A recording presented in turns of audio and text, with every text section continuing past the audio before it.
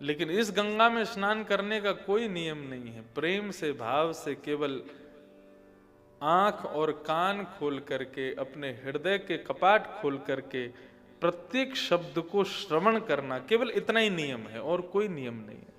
टेढ़े बैठो, आड़े बैठो, लेट जाओ, पीछे खूब जगह पड़ी है, किसी को लेटने का मन करे पीछे लेट जाना, बढ़िया, अब लेट के कथा सुनो, लेकिन सुनो। ऐसी श्रीमद् भागवत की ये कथा। गले रत्नम गीतम गगन तल रत्नम दिनमणि, निशारत्नम चंद्रम शयन तल रत्नम शशिमुखी, नदी रत्नम गंगा नृपति कुल रत्नम रघुकुलम, सभारत्नम विद्या श्रवण तल रत्नम हरिकथा। गले रत्नम गीतम, गले का रत्न क्या है? बहुत सावधानी से सुनो। कल से कथा का समय बहुत बढ़िया है, किसी को नींद नहीं आवेगी फिर, क्योंकि सुबह सुबह की कथा है, नाश्ता करके फिर थोड़ा ठंडा भी रहेगा तो सब बैठो। अभी तो क्या सबने भोजन पानी पाया है तो सुस्ती तो आएगी, और हम तो सुस्त हो ही रहे थे, तभी यश भैया आ गए कमरे में। बोले महाराज जी उद्धव कृष्ण संवाद सुनना है, एक विषय पर कथा हो, गूढ़ विषय हो। अब मैंने कि उद्धव कृष्ण संवाद सुनोगे तो फिर सुस्ती छोड़ो, खोलो किताब, पढ़ने बैठूं मैं, तभी तो सुनाएंगे। तो उद्धव कृष्ण संवाद बहुत सुंदर है, उसको सुनने के लिए साधारण बैठ करके श्रवण में आप उसमें प्रवेश नहीं कर पाओगे। अद्भुत चर्चा है उद्धव कृष्ण संवाद। ये वो संवाद है जिसको सुनने के बाद उद्धव सीधे इसी मार्ग से बद्रिकाश्रम को चले गए, और आज तक बद्रीनाथ में उद्धव जी विराजमान है। 16 तारीख को कपाट बंद होंगे, मुझे सुबह ऐसा पता चला। 16 को जिस दिन बद्रीनाथ भगवान अपने दर्शन बंद करते हैं, कपाट बंद करते हैं, उस समय बद्रीनाथ भगवान के बगल में बैठे हुए श्री उद्धव जी महाराज, उद्धव जी का दर्शन बद्रीनाथ में ही होता है। श्री उद्धव जी महाराज फिर बद्रीनाथ भगवान के भाव से वहां से मंदिर से बाहर आते हैं और समस्त परिकर के साथ, गाजे बाजे के साथ में पांडुकेश्वर आते हैं। लगभग 35-40 किलोमीटर नीचे उतर के आ जाते हैं, और वहां पर बद्रीनाथ भगवान के भाव से उद्धव जी की पूजा होती है कि यही बद्रीनाथ है अगले 6 महीने तक। भगवान जब अपने निधियों का वर्णन करते हैं तो भगवान कहते हैं राक्षसों में प्रहलाद मैं हूं, इसमें ये मैं हूं, आदि आदि वो सब वर्णन करते हैं ना, तो उसमें भगवान उद्धव को भी अपना ही रूप बताते हैं। श्रीमद् भागवत के शायद प्रथम या द्वितीय स्कंद में उद्धव को भगवान ने अपना स्वरूप बताया।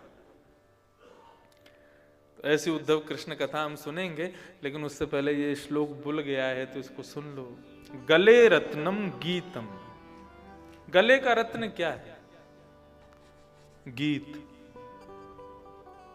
और कैसा गीत? जो सबको भाए, सबको लुभाए। गोपियों ने गाया गोपी गीत, रविंद्रनाथ टैगोर ने गाया हमारे भारत का नेशनल एंथम। आज भी कहीं शुरू होता है महाराज, रोंगटे अपने आप खड़े हो जाते हैं। नरसिंह मेहता ने गाया वैष्णव जन तो तेने कहिए, जो पीर पराई जाने रे, वैष्णव जन तो तेने कहिए, जो पीर पराई जाने। तो नरसिंह मेहता ने ये गाया, महात्मा गांधी ने इसको प्रसिद्ध कर दिया। कई लोग आज भी नहीं जानते कि वैष्णव जन तो तेने कहिए, ये भाव नरसिंह मेहता ने गाया। लोग कहते हैं महात्मा गांधी गाते थे, नहीं, नरसिंह मेहता गाते थे। रघुपति राघव राजा राम, पतित पावन सीताराम। ये कीर्तन है, इसको भी प्रसिद्ध गांधी जी ने किया, लेकिन ये भी कोई पूर्ववर्ती किसी लेखक ने लिखा। तो ये गीत कौन से गीत हैं जिनको सुन के सबको प्रसन्नता होती है? ऐसे गीत गाने वाला भले गले में 9 लाख का हार ना पहनता हो, लेकिन उसके गले का ये गीत ही उसका हार है। गले रत्नम गीतम, और गगन तल रत्नम दिनमणि। गले का रत्न गीत होता है, आसमान का रत्न दिनमणि यानी कि सूर्य है। कितने रत्न हैं, रत्नों का दर्शन करो। निशा रत्नम चंद्र, रात्रि अंधेरे का रत्न होता है चंद्रमा। नदी रत्नम गंगा, नदियों में रत्न कौन है? गंगा। श्री सूरदास जी महाराज से किसी ने पूछा, सबसे पवित्र जल किस नदी का है? सूरदास जी महाराज कहते हैं गंगा का जल सबसे पवित्र है। किसी ने कहा आप पुष्टि मार्गीय वैष्णव हैं, और पुष्टि मार्गीय तो गंगा जी को नहीं, यमुना जी को सर्वोपरि मानते हैं, और आप गंगा जी की बड़ाई कर रहे हो। तो श्री सूरदास जी महाराज कहते हैं आपने पूछा नदी का जल कौन सा श्रेष्ठ है, तो नदी गंगा श्रेष्ठ है, यमुना नदी नहीं है, यमुना तो अमृत है। यमुना का जल जल नहीं है, यमुना का जल तो अमृत है। आपने जल के बारे में पूछा इसलिए गंगा श्रेष्ठ है, यदि आप अमृत के बारे में पूछते तो यमुना श्रेष्ठ है। आज यम द्वितीया है, आज के दिन, आज यम द्वितीया है ना, आज भाई दूज भी कहा जाता है। आज के दिन यमुना जी में भाई और बहन हाथ पकड़ के स्नान करते हैं। यम द्वितीया, यमराज जी किसके भाई हैं? यमुना जी के भाई हैं। यमुना यमदूतन तारत हैं, भव तारत हैं श्री राधिका रानी।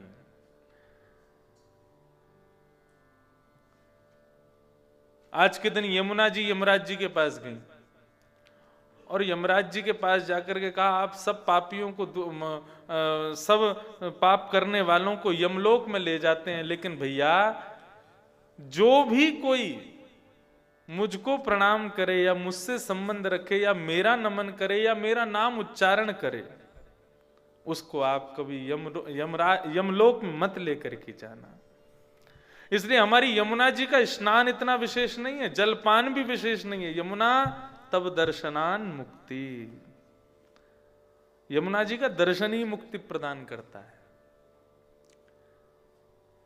तो नदी रत्नम गंगा, नदियों में रत्न कौन है? गंगा। नृपति कुल रत्नम रघुकुलम, राजाओं में रत्न कौन है? बोले रघुकुल है, राजाओं में रत्न है। सभा रत्नम विद्या, सभा में रत्न क्या है? विद्या रत्न है सभा में। श्रवण तल रत्नम हरि कथा, कानों के रत्न क्या है? ये सॉलिटेयर पहनना, ये हाथ के कानों में हीरे पहनने से कानों की शोभा नहीं है। कानों की शोभा तो भगवान की मंगलमय कथा से। भगवान ने हमको ये कान क्यों दिए? आप कहोगे सुनने के लिए दिए। सुनने वाली वस्तु अंदर है, ये बाहर का ढांचा बना के क्यों दिया भगवान ने? इस आकृति का कोई तो औचित्य होगा। दोना हाथ में दिया जाता है तो दोना हाथ में इसलिए है कि उस दोने में कुछ भर के पान किया जाए, सेवन किया जाए।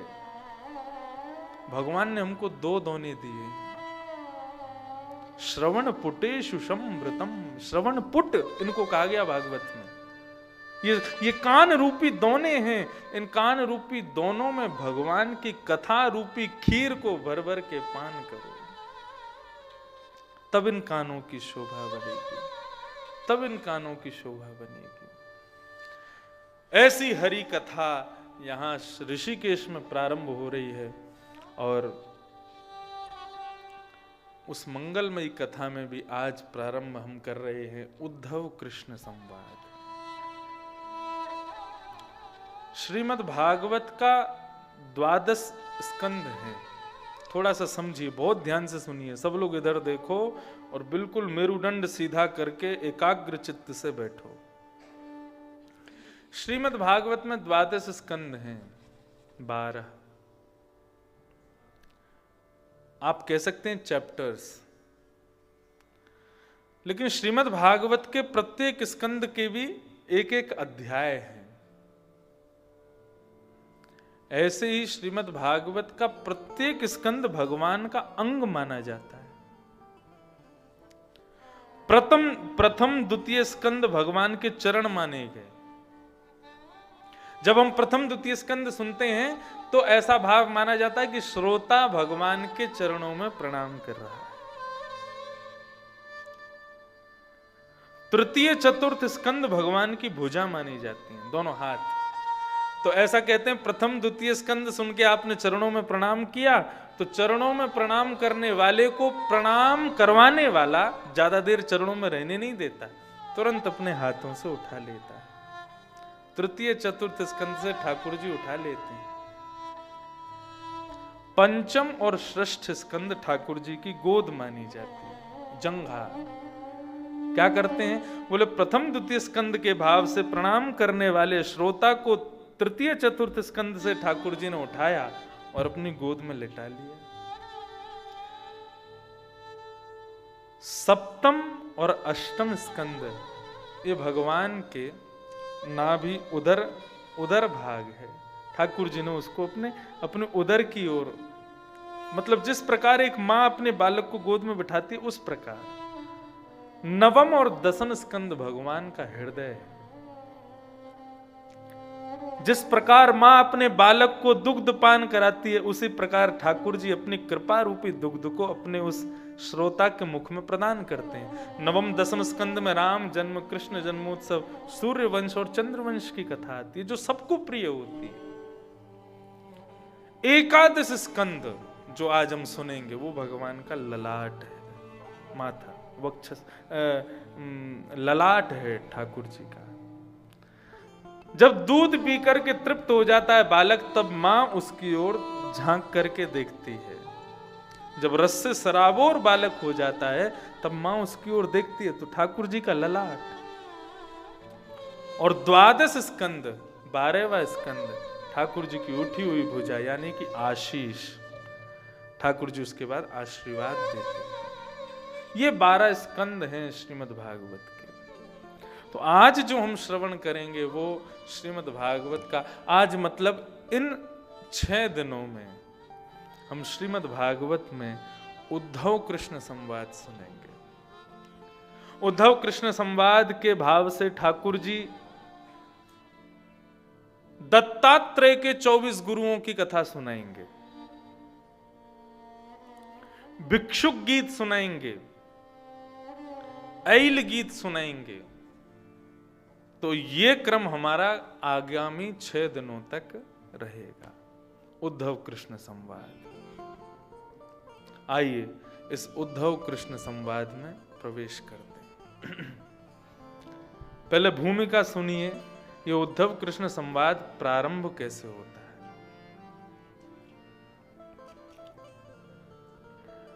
बात कुछ ऐसी है कि भगवान का 125वां जन्मोत्सव था, यानी कि जन्माष्टमी।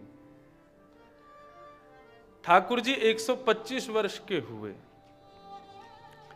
तो जैसे ही ठाकुर जी 125 वर्ष के हुए तो देवता पधारे, ऋषिगण पधारे, सब पधार करके ठाकुर जी का मंगला शासन करने लगे। ब्रह्मा जी ने आकर के ठाकुर जी के चरणों में एक प्रार्थना की और ब्रह्मा जी ठाकुर जी से कहते हैं, भूमेर भारावताराय पुराण विज्ञापित प्रभु।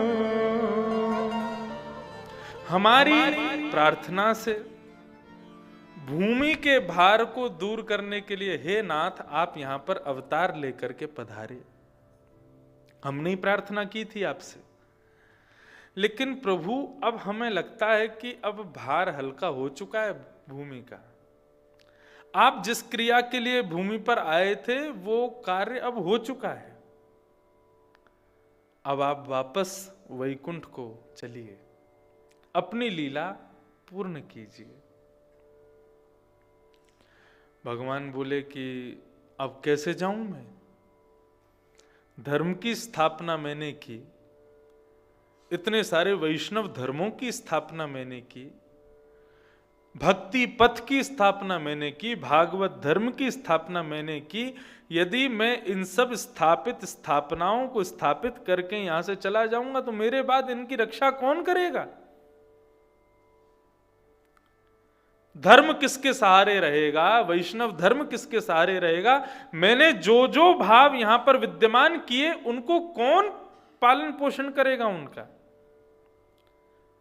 संस्था बना करके संस्थापक ही चला जाए तो फिर संस्था किसके सहारे चलेगी? तो यहां पर ब्रह्मा जी ने इतनी अच्छी बात कही भगवान को, यानि ते चरितानिश मनुष्या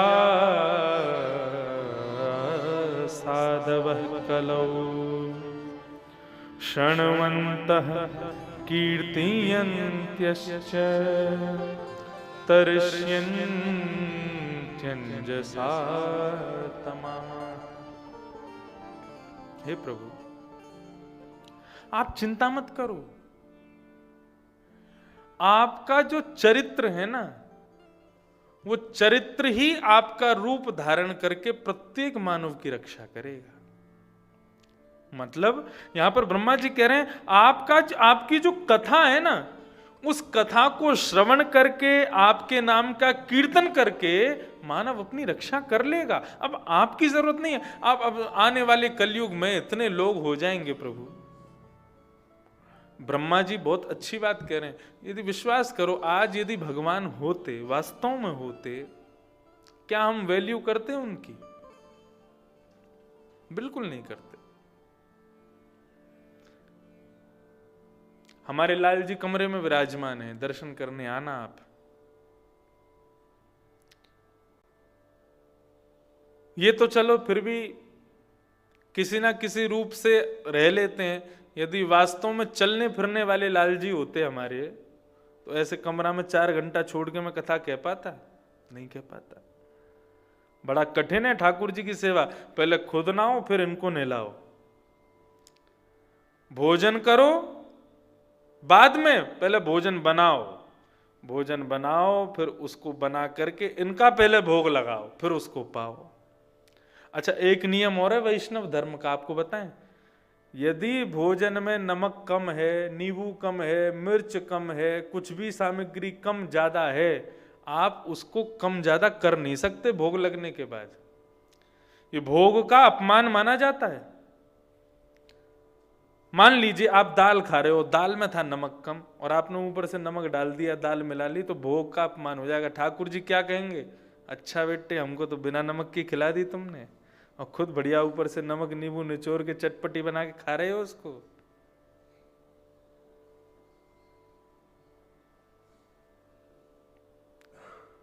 भोग का स्वरूप ऐसा होता है। तो ठाकुर जी की सेवा बड़ी कठिन है, साधारण नहीं है। आज यदि भगवान वास्तव में हमारे घर में आ जाएं, 1 दिन 2 दिन 3 दिन 1 महीना तो बढ़िया लगेगा। कलयुग के लोगों की मनस्थिति ऐसी इसलिए बता रहा हूं।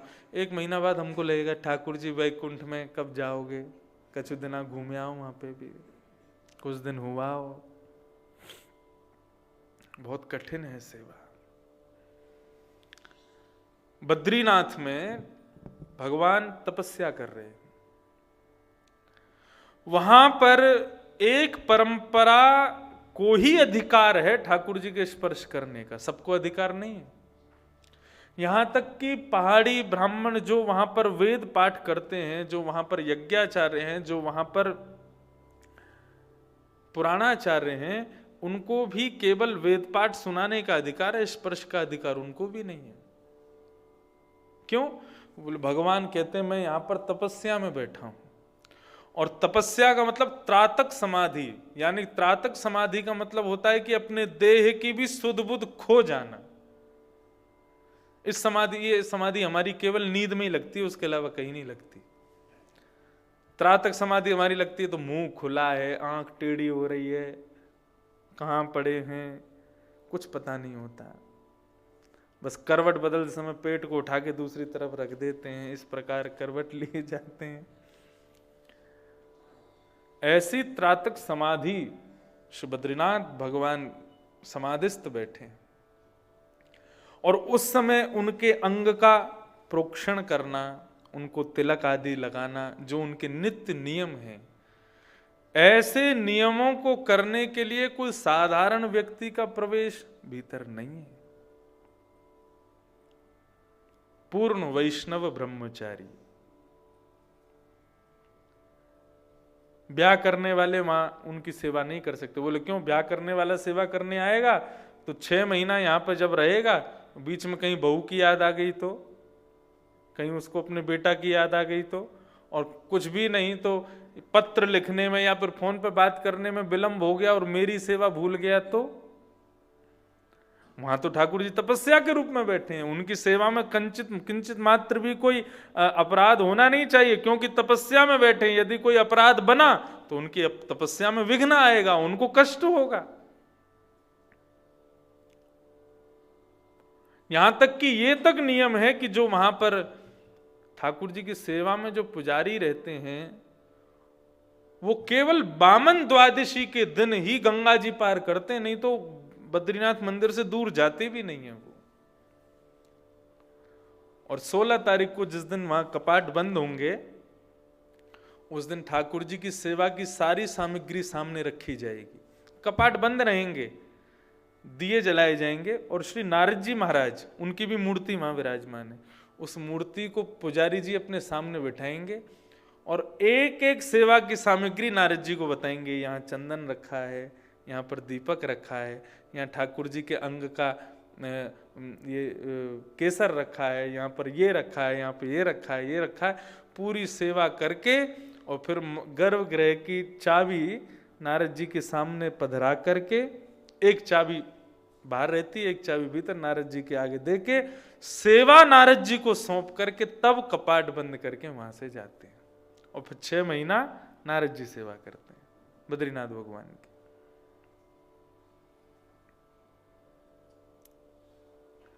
तो कहने का अभिप्राय, कलयुग के लोगों में इतनी श्रद्धा नहीं कि वे भगवान के मूल्य को समझ सकें। इसलिए ब्रह्मा जी ने कहा कि प्रभु आप अब चलो, अब समय हो गया जाने का। आप जिन मानवों की चिंता कर रहे हैं, कोई आवश्यकता नहीं है, आपकी कथा, आपका कीर्तन उनका कल्याण कर देगा।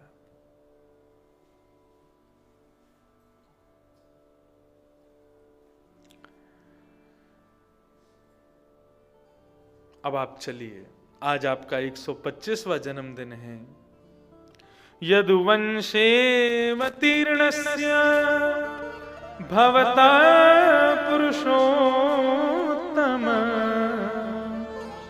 स्वरक्षतं व्यतीयाय पंशविं साधिकं प्रभु। आपको 125वें जन्म की बहुत बहुत शुभकामनाएं। इस यदुवंश में आपने 125 वर्ष व्यतीत किए, हम आपको उसकी बधाई देते हैं। लेकिन प्रभु अब आप यहां से ततः स्वधाम परमं विश्वस्य यदि मन्यसे, अब आप स्वधाम को चलो। भगवान कहने लगे हम चले तो चलेंगे, लेकिन एक काम रह गया है, उसको करके चलेंगे। बोले क्या? मैं अकेला नहीं जाऊंगा, ये जो यदुवंश है इसे साथ लेकर के आऊंगा, और इनको साथ लाने के लिए मुझे कोई तो कारण ढूंढना पड़ेगा। अच्छा, दो बात हैं। यदुवंश के संहार के पीछे दो कारण, ध्यान से सुनिएगा। पहला कारण तो ये, भगवान ये कहते हैं कि भाई देखो मैं हूं ईश्वर और ये यदुवंश सब मेरे ही वंश में हैं, इनको बिना श्रम किए खूब धन मिल गया, वैभव मिल गया, खूब यश मिल गया, खूब मान प्रतिष्ठा, सब कुछ मिल गई है मेरी वजह से। यदि मैं चला गया, मतलब इनके ऊपर नियंत्रण करने वाला मैं यदि चला गया, तो मिले हुए वैभव का दुरुपयोग करेंगे ये लोग। रूप, यौवन, संपत्ति, कम उम्र, ऊंची गद्दी और अविवेक, ये पतन के कारण होते हैं। पहला रूप, सुंदर रूप यदि किसी के पास है, यौवन, खूब सुंदर शरीर, छरेरा बदन है उसका, संपत्ति, बहुत धन है, कम आयु है और बहुत ऊंची मान प्रतिष्ठा, गद्दी प्राप्त हो गई है, लेकिन विवेक नहीं है, सत्संग जीवन में नहीं है, तो ये पांचों चीजें उसका पतन कर देंगी। भगवान कहते हैं यदुवंशियों के पास सब कुछ है लेकिन सत्संग नहीं करते। क्यों? इनको लगता है कि भगवान तो हमारे घर के हैं, तो सत्संग क्या करना। इसलिए यदि इन यदुवंशियों को मैं छोड़ करके गया तो पृथ्वी का सबसे बड़े भार यही बन जाएंगे, इसलिए इनका कल्याण तो मुझे करना पड़ेगा। तो फिर वो पूरी कथा आती है कि भगवान के पुत्र शाम्ब के साड़ी पहना करके उसके पेट में पोटला बांध करके ले करके गए। संतों के पास जा करके, और संतों के परीक्षा के लिए सबने पूछा कि नई नवेली बहू आई है, पेट से है, बताओ इसके गर्भ से लाला होगा या लाली। संतों ने नेत्र बंद करके देखा, बोले अच्छा, भगवान के पुत्र शाम को साड़ी पहना के लिए आए हमारे परीक्षण के लिए, भगवान के पुत्रों तो कुछ भी करोगे, जाओ हम श्राप देते हैं, इसके पेट से एक लोह पिंड जन्म लेगा जो तुम्हारे संपूर्ण यदुवंश का नाश करेगा। श्राप लग गया। अब श्राप लगते ही सारे यदुवंशी पहुंचे स्वधर्मा सभा, भगवान की सभा में, और भगवान के सामने हाथ जोड़ करके बैठे, हमारी रक्षा करो भैरव।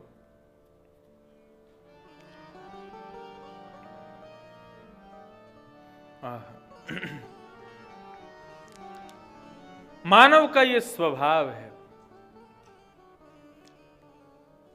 जब विपत्ति आती है तभी ठाकुर जी का स्मरण करता है। भगवान इतने दिन से समझा रहे थे इन यदुवंशियों को, तुम्हारे पास रूप है, यौवन है, संपत्ति है, लेकिन इन सब को होने के बाद भी मैं तुम्हारे कुल का हूं, भगवान हूं।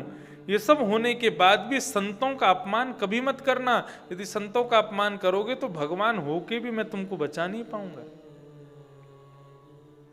महाराज कहां तक गए? एक कथा आती है,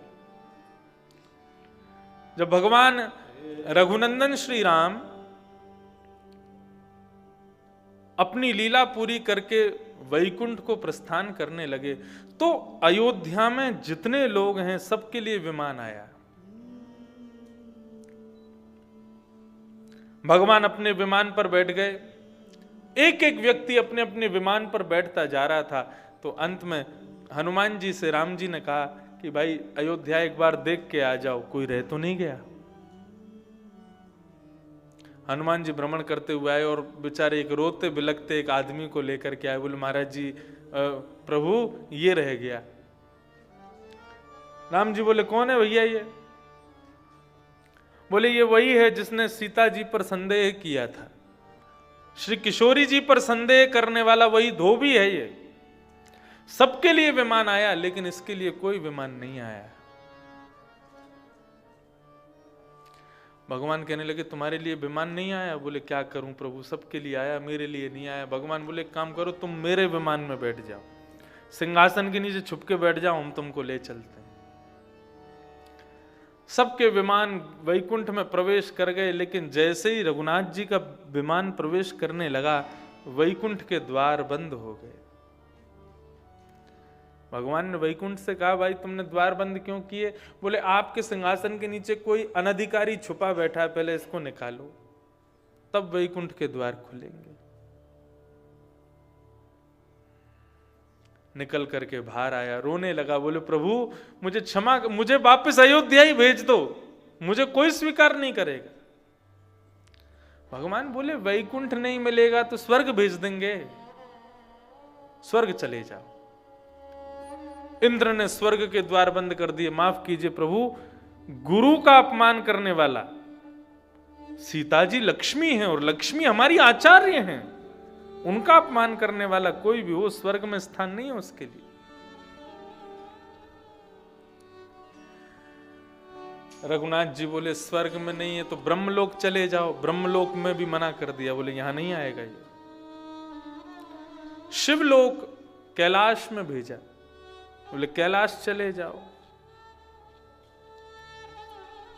रघुनाथ जी ने भगवान शिव से कहा, तुम आप भूतों को आश्रय देते हो, ये मानव है, इसके लिए वैकुंठ के द्वार बंद हो गए, स्वर्ग के द्वार बंद हो गए, आप तो स्वीकार कर लो। शंकर जी कहने लगे, मैं भूतों को स्वीकार कर सकता हूं, लेकिन आचार्य की अवहेलना करने वाले को तो शिवलोक में भी स्थान नहीं, मना कर दिया। सब स्थानों से मना हो गई तो अंत में एक ही स्थान बचा, नरक। भगवान श्री राम कहने लगे, देखो तुम घबराओ मत, हम यमराज को बोल देंगे तुमको कोई यातना नहीं मिलेगी, लेकिन नरक में रहने को तो मिलेगा, चले जाओ। यमलोक जैसे ही जाने लगा तो यमराज ने भी द्वार बंद कर दिए। पापियों को स्थान मिलता है नरक में, लेकिन गुरु अवहेलना करने वाला, आचार्य की अवहेलना करने वाले को नरक में भी स्थान नहीं है प्रभु। तो सावधान हो जाइए।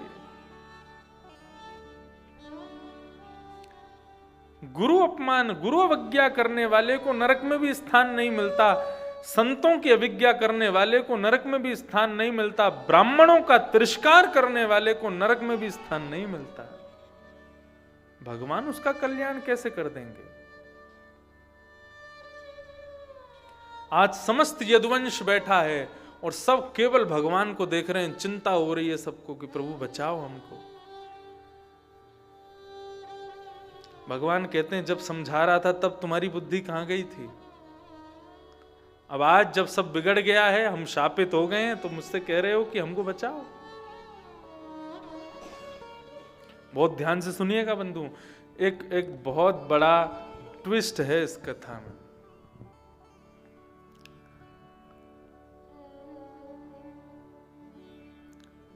भगवान समस्त यदुवंशियों के मध्य में बड़ी चिंता व्यक्त कर रहे हैं, क्या करूं?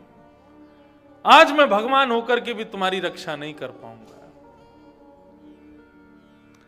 कोई रो रहा है, कोई विलक रहा है, कोई हाथ जोड़ के पड़ा है, कोई पस्त पड़ा है, सब चरणों में पड़े हैं। ठाकुर जी आप जैसा कहेंगे, जो कहेंगे हम सब करने को तैयार हैं, हमको इस श्राप से बचा लीजिए।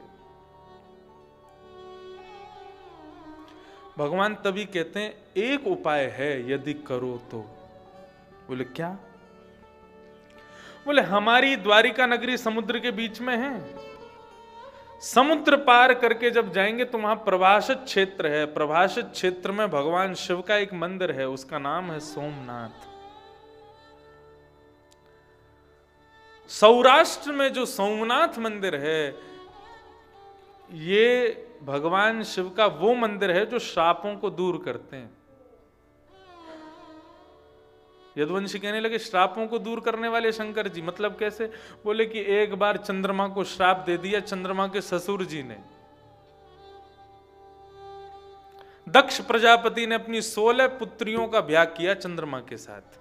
ये नक्षत्र सुने होंगे ना, ये दक्ष प्रजापति की 16 पुत्रियां, उनका ब्याह हुआ चंद्रमा के साथ। लेकिन चंद्रमा को सबसे ज्यादा प्रिय है रोहिणी, रोहिणी नक्षत्र। तो बाकी की कन्याओं ने जाकर के अपने पिता से शिकायत कर दी कि हमारे पति जो चंद्रमा हैं, जिनसे आपने हमारा ब्याह किया, वो केवल रोहिणी से प्रेम करते हैं, हमसे प्रेम नहीं करते। तो दक्ष ने श्राप दे दिया, बोले कि तुम केवल एक बेटी से प्रेम करते हो, बाकियों को कष्ट देते हो, मैं श्राप देता हूं तुम अपने रूप से विहीन हो जाओ, तुम अपने रूप से क्षीण हो जाओ। चंद्रमा कहने लगे, मुझे ये श्राप मिला, इसका मुझे दुख नहीं है, मुझे दुख इस बात का है कि कष्ट आपकी बेटियों को ही होगा। मैं जिस दिन अदृश्य हो जाऊंगा उस दिन आपकी बेटियां विधवा हो जाएंगी, और एक नहीं सारी बेटियां विधवा होंगी। दक्ष बोले, मैंने ये तो सोचा ही नहीं, अब क्या करें? तब दक्ष प्रजापति ने चंद्रमा को कहा कि तुम समुद्र के किनारे सौराष्ट्र में शंकर जी की अर्चना करो, शंकर जी की प्रार्थना करो, ब्राह्मणों को खूब दान देना, वहां शंकर जी यदि तुमसे प्रसन्न हो जाएं तो तुम्हारा श्राप वरदान में परिणत हो सकता है। तब चंद्रमा ने आकर के भगवान शिव का यजन किया, ब्राह्मणों को दान दिया। तब सोमेश्वर महादेव, सोमनाथ भगवान ने उसको आशीष दिया कि 15 दिन तक तो ससुर जी का श्राप लगेगा तुमको, तुम हर दिन छोटे होते चले जाओगे, एक दिन अदृश्य हो जाओगे, लेकिन जिस दिन अदृश्य होगे उसके अगले दिन मेरा वरदान तुमको मिलेगा, तुम फिर से अपने रूप में आने लग जाओगे, और अगले 15वें दिन यानी कि पूर्णिमा को तुम अपने पूर्ण आकार में आ जाओगे। तो 15 दिन तुम रहोगे वरदान में और 15 दिन रहोगे श्राप में। जाओ। तो भगवान कृष्ण ये कथा सुना रहे हैं यदुवंशियों को, भैया यही उपाय है। और क्या कह रहे हैं? तेषु दानानि पार्थेषु श्रद्धयो त्वामहन्ति वै ब्रजीनानि तरिष्यामो दानैनो विर्वाणम्। दान की महिमा बताई। हम लोग जाएंगे वहां शंकर जी का यजन करेंगे और ब्राह्मणों को खूब सारा दान देंगे। बोले दान करने से क्या होता है? बोले ब्राह्मणों को दान करने से, बोले जिस प्रकार बीच नदी में फंस जाए कोई, बीच नदी के भंवर में यदि फंस जाए, उस समय लकड़ी का कोई भाग मिल जाए या नाव मिल जाए तो उसी से पार हुआ जा सकता है। इसी प्रकार यदि कोई व्यक्ति बहुत बड़े संकट में फंस जाए तो उस समय ब्राह्मण ही नौका का काम करते हैं। ये ब्राह्मण ही नौका के समान है। जीवन की कैसी भी परिस्थिति आ जाए, मैं आपको अपनी आप बीती बता रहा हूं। जब मेरे जीवन की पहली कथा हुई 2015 में, उस समय किसी कारणवश, मैं केवल 18 वर्ष का था, कारणवश 18 वर्ष का नहीं था, एक रोग हुआ था मुझे, और उसकी वजह से मैं दिल्ली के मैक्स हॉस्पिटल में एडमिट रहा था। 15 दिन एडमिट रहा। डॉक्टरों ने पिताजी को स्पष्ट मना कर दिया, आप अपने पुत्र से कथा मत करवाइएगा। पिताजी ने क्योंकि कहा कि भाई 15 दिन बाद कथा, इसको ठीक करो। उन्होंने कहा महाराज जी 9 महीने की दवाइयां चलेंगी, उससे पहले यदि आपने अपने पुत्र को कथा करवाई और व्यासपीठ पे इनको बिठाया। अच्छा, व्यास बन के कथा करना साधारण बात नहीं होती महाराज। लॉट्स ऑफ प्रेशर, बहुत प्रेशर होता है एक व्यास के ऊपर। और चलो यहाँ तो एक पारिवारिक जैसी कथा है ऋषिकेश, यहाँ पे कोई लोग ज्यादा फूल चट्टी आ भी नहीं सकते, इतना प्रचार भी नहीं है, इतना वो भी नहीं है, तो एक पारिवारिक कथा है, तो यहाँ तो लोग सीमित बैठे हैं। जो कथाएं होती हैं बाहर तो हजारों लोग बैठते हैं। उन हजारों लोगों का कंसंट्रेशन बना के रखना, विषय से बिल्कुल भी उतरना नहीं, विषय लेकर के कथा करना, और बहुत सारे प्रेशर होते हैं दिमाग पे। हर कथा में हर बार कुछ नवीन कहना, हर भाव को नए तरीके से समझाना, खूब अध्ययन स्वाध्याय करना, सब कुछ होता है। फिर भजन भी पुराने हो जाते हैं, हर 2-3 कथा में नए नए भजन भी लाने पड़ते हैं। लोगों को उससे आनंद आता है। तो ये सब प्रेशर होता है। बोले कि आप इतना प्रेशर इनके दिमाग पे देंगे तो इनका जीवन फिर खतरे में आ जाएगा, तो आप कथा मत करवाना इनसे। तो द्वारिका कथा के लिए ये हो चुका था कि भाई अब क्या करें, इतने लोगों को आमंत्रित किया, यश भैया भी आए थे, माता जी भी आई थी कथा में। तो उस कथा के 15 दिन पूर्व ये निश्चित हो गया था कि इंद्रेश जी केवल वहां 10 मिनट बोला करेंगे मंच पे और फिर कथा पूरी ठाकुर जी किया करेंगे, किसी को बताएंगे नहीं तो फिर सबको लगेगा पता नहीं क्या हुआ। दुनिया भर के संतों आमंत्रित हो रहे थे, 5000 के लगभग वहां लोग पहुंचे थे। तो फिर अंत में यही हुआ कि भाई ठीक है, इंद्रेश जी 10-15 मिनट बोल लिया करेंगे, फिर ये चले जाएंगे, आराम करेंगे, ठाकुर जी पूरी कथा करेंगे। लेकिन हमारे नाना जी पंडित श्री कृष्णलाल शास्त्री जी, उन्होंने पिताजी महाराज से निवेदन किया कि आप एक बार संतों के मध्य में अपनी बात रखो, क्योंकि मेरी कथा की जो तिथि थी ये सब संतों ने ही निकाली थी, वो विशेष रूप से रमन रीति वाले महाराज जी ने निकाली थी। तो जब उनके सामने जाके प्रस्ताव रखा तो सब ने कहा, बोले ठाकुर जी हम आपको एक बात कहें, वैसे तो आपको बताना कोई जरूरी नहीं, आप भागवत के वक्ता हैं, आप भागवत जीते हैं, आपको सब पता है ब्राह्मणों की महिमा कितनी है भागवत में। आप केवल एक कार्य कीजिए। बोले क्या? लाला की कथा में अभी 15 दिन है। बोले हाँ 15 दिन है। तो 1 सप्ताह अनुष्ठान श्रीमद् भागवत जी का अपने घर पे करिए, उसमें कथा मत करिए, केवल 108 ब्राह्मणों को अपने घर के हॉल में बिठा करके भागवत का पाठ करवाइए। 108 ब्राह्मण बैठ करके आपके पुत्र का नाम लेकर के, उसके नाम का संकल्प लेकर के जब भागवत जी का पाठ करेंगे, आप देखिएगा आपके पुत्र को आज क्या आगामी कितने वर्षों तक कोई रोग आदि व्याधि स्पर्श नहीं कर पाएगी। पहले दिन में तिलक करने के लिए गया तो 4 ब्राह्मणों को तिलक करने के बाद ही बेहोशी आने लगी, ऐसी स्थिति हुई और 108 ब्राह्मण बैठे थे। धीरे धीरे धीरे धीरे धीरे करके करते सबको प्रणाम किया और सबसे प्रार्थना की कि भागवत जी की सेवा के लिए आपको आमंत्रित किया है कि मैं भागवत की सेवा कर सकूं, इस योग्य बन जाऊं, ऐसा आशीर्वाद आप सभी ब्राह्मण मुझे दीजिए। आप विश्वास मानेंगे 7वें दिन जब पाठ पूरा हुआ और सभी ब्राह्मणों को यथा उचित दक्षिणा प्रदान की गई, 108 ब्राह्मणों ने दोनों भुजाओं से जब आशीष दिया, आज 6 वर्ष हो गए कथा करते हुए, कोई आदि व्याधि किसी प्रकार, छोटे मोटे रोग तो आते रहते हैं, लेकिन सर्व सुख है, उन ब्राह्मणों का आशीर्वाद है। भगवान यहां कह रहे हैं कि भयंकर विपत्ति जीवन में आती है, उस समय ब्राह्मण नौका का रूप धारण करके आता है, उस नौका में चढ़ जाओ, विपत्ति दूर हो जाएगी। तेषु दानेषु पात्रेषु, दान का पात्र कौन है? बोले पात्र को दान करो। पात्र कौन है? केवल ब्राह्मण पात्र है। श्रद्धयो, कैसे दान करो? बोले श्रद्धा से करो, अश्रद्धा से नहीं। श्रद्धा विहरितम यज्ञम तामसम परिचिक्षते, गीता में भगवान कहते हैं यदि आपने किसी को दक्षिणा दी, 100 रुपया भी दे रहे हो, अरे 100 की जो छोड़ो, 10 रुपया भी किसी ब्राह्मण को दे रहे हो ना, वो भी अश्रद्धा से दे रहे हो, तो 10 रुपया भी लगेगा नहीं। और श्रद्धा से 1 रुपया भी दान किया जाए तो वो भी कोटि करोड़ों के समान है।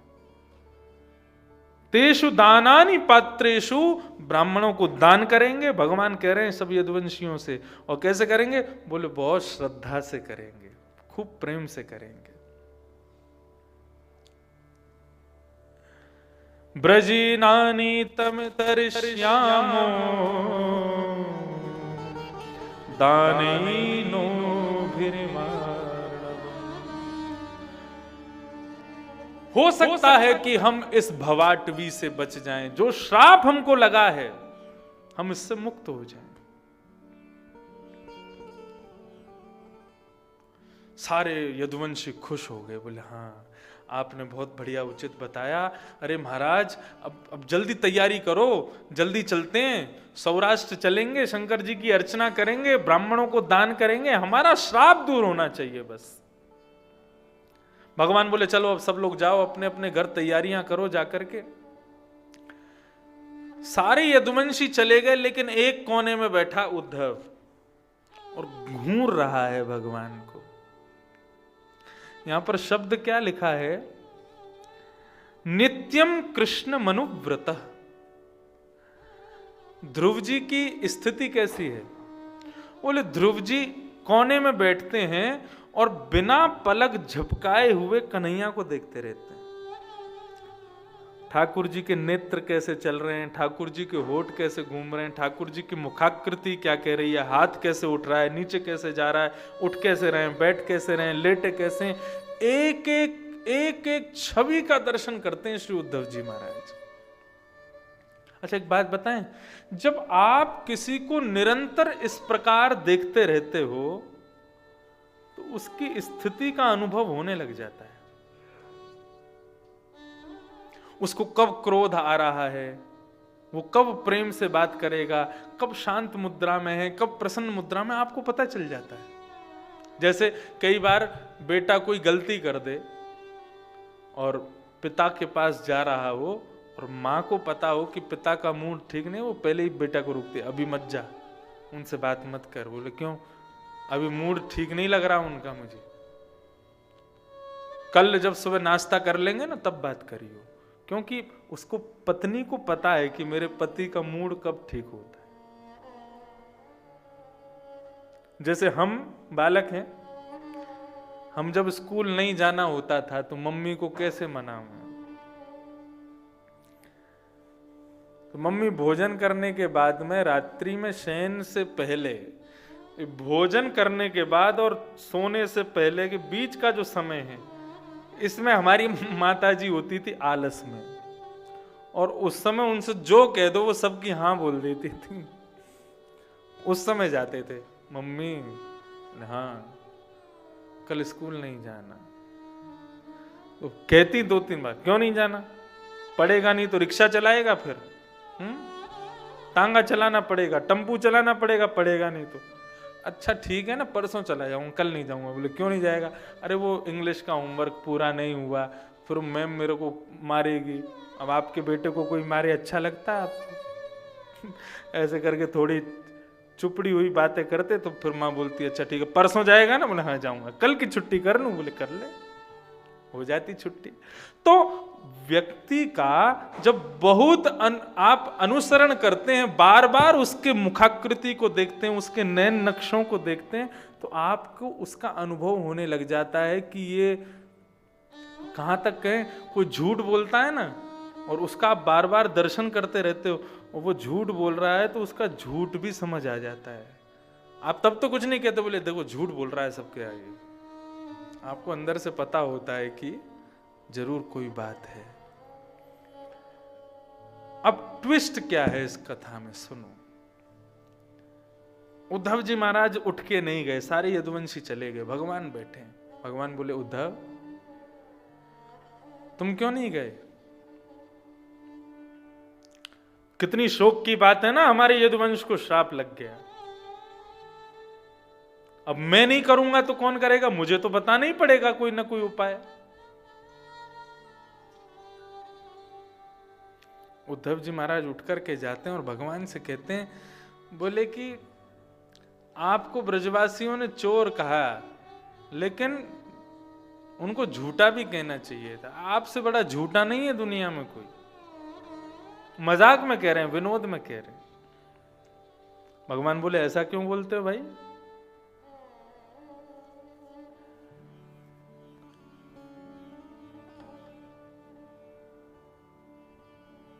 पत्थर की नारी, उसको श्राप लगा वो पत्थर बन जाए। केवल आपकी चरण के रज के कण उस पर पड़ गए, तुरंत सुंदरी बनकर के प्रकट हो गई। जो क्षमता आपके चरण की रज के कण में है, वो क्षमता इतनी है कि किसी के श्राप को वो दूर कर सकती है। और यहां पे आप पूरी रामायण बांच रहे थे 1 घंटे से, वहां जाएंगे सौराष्ट्र में ये करेंगे वो करेंगे वो करेंगे, उससे हमारा श्राप दूर होगा। आप यदि भ्रगुटी टेढ़ी कर दो ना तो सबके श्राप दूर हो जाएं, और यहां पे आप इतनी बड़ी बड़ी कथाएं सुना रहे हो। और रही बात, तो मुझसे ज्यादा कोई नहीं जानता, ये जितने भी श्राप हैं, जितने भी सूतक पातक, ये सब कुछ हैं, ये सब ब्रह्मा की बनाई हुई स्थानों पर लगते हैं, लेकिन द्वारिका को विश्वकर्मा ने बनाया। यहां पे कोई श्राप नहीं लगता किसी को। भगवान तुरंत गए उद्धव का मुंह बंद करके बोले चुप, बोल मत। ये गूढ़ रहस्य तुझको कैसे पता? ये तुमको कहां से पता चला कि यहां द्वारिका में श्राप नहीं लगता किसी को? तब यहां कहते हैं, श्री शुकाचार्य जी वर्णन कर रहे हैं उद्धव की मनस्थिति का, नित्यम कृष्ण मनुव्रतम। वो नित्य कृष्ण को देखते रहते हैं, देखने मात्र से उनके हृदय की भावना उनको पता है। उद्धव जी जानते हैं, बोले श्राप लगा नहीं है यदुवंशियों को, आप समुद्र पार करके सौराष्ट्र में ले जाओगे, वहां जैसे ही ये लोग उतरेंगे नाव से, वो ब्रह्मा की बनाई हुई भूमि है, वहां उतरते ही इनको श्राप लग जाएगा। मैं सब जानता हूं। आप इनको श्राप लगवाने ले जा रहे हो, श्राप दूर करवाने नहीं ले जा रहे हो। इसके पीछे भी कारण है कि द्वारिका में श्राप सूतक पातक क्यों नहीं लगते। द्वारिका छोटी मोटी नहीं है।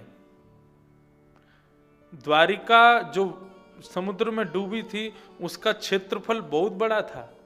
श्रीमद् भागवत में द्वारिका कितनी बड़ी है उसका कैसे पता बताया गया? बोले द्वारिका में यदुवंशियों के जो बच्चे स्कूलों में पढ़ते हैं, एक कक्षा में 50 बच्चे पढ़ते हैं, उन 50 बच्चों को एक अध्यापक पढ़ाता है। ऐसे द्वारिका में 50 करोड़ अध्यापक हैं, तो सोचो बालक कितने होंगे। यदुवंश छोटा नहीं था, बहुत बृहद था, विशाल था। द्वारिका में नित्य ही कोई ना कोई शोक मनता रहता था। अच्छा, एक ही खानदान होता है ना, तो कई बार क्या होता है, जैसे कि हमारे दादा के सबसे छोटे भाई, उनके घर में भी कोई यदि सूतक पातक होता तो हमको भी करना पड़ता है ना, क्योंकि दादा का परिवार तो एक ही था। आज भगवान रुक्मणी जी को कहते आज कोई बढ़िया पकवान बना, बोले आज पकवान नहीं बनेगा। बोले क्यों नहीं बनेगा? बोले हमारे यदुवंश में वो वाले भैया है ना, उनके घर में कोई माता जी पधार गई। भगवान बोले रोज हमारे घर में कोई ना कोई, कभी किसी के बालक हो जाता है तो सूतक वो हो जाते हैं सोबर, कभी कोई वृद्ध माता जी पधार जाते सूतक हो जाते, कोई उत्सव मन ही नहीं पाता। रुक्मणी जी बोली मेरी क्या गलती, आपका यदुवंश है ही इतना बड़ा। तो भगवान ने फिर ये नियम बना दिया, बोले ब्रह्मा जी ये सूतक पातक श्राप महामारी आदि आदि जो ये आपने अपने बनाई हुए स्थानों के लिए जितने भी दोष बनाए हैं, ये आपके स्थान पर रहेंगे। ये भूमि विश्वकर्मा ने बनाई है, यहां पर कोई प्रवेश ना करे। तो द्वारिका में बालक का जन्म हो चाहे किसी का मृत्यु हो, वहां सूतक पातक नहीं होते थे। अब होते हैं। अब वाली तो ब्रह्मा की है। पहले जो द्वारिका थी, जो विश्वकर्मा ने बनाई थी, वहां नहीं था ये नियम। तो जहां पर कोई दोष नहीं है तो वहां पर श्राप कैसे आ सकता है? यदुवंशियों को श्राप लगा ही नहीं। भगवान ने जबरदस्ती श्राप उनको लगवाया सौराष्ट्र ले जाके।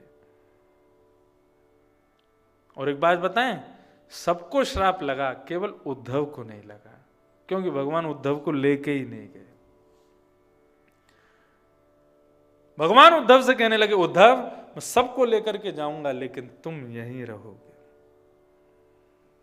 उद्धव कहने लगे, बोले प्रभु इस प्रकार मेरे साथ आप क्यों कर रहे हैं?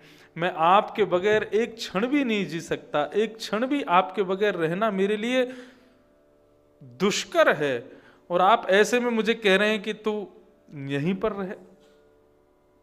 नाहम तवांग्रि कृपाङ्घ्रिकमलं प्रतहन्यदीश्वरम् नाहं तवाङ्घ्रिकमलं क्षणार्धपि केशवम्। मैं एक क्षण भी आपके चरण कमलों के बिना नहीं रह सकता कन्हैया। जिएंगे तो आपके साथ, मरेंगे तो आपके साथ, आपके बगैर एक क्षण भी नहीं रहेंगे।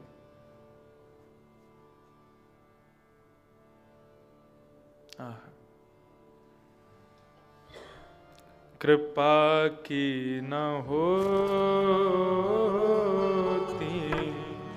जो आदत तुम्हारी, कृपा की न होती जो आदत तुम्हारी, कृपा की न होती जो आदत तुम्हारी, कृपा की न होती जो आदत तुम्हारी, तो सुनी रहती अदालत तुम्हारी, तो सुनी रहती अदालत तुम्हारी, कृपा की न होती जो आदत तुम्हारी, कृपा की न होती जो आदत तुम्हारी, कृपा की न होती जो आदत तुम्हारी, कृपा की न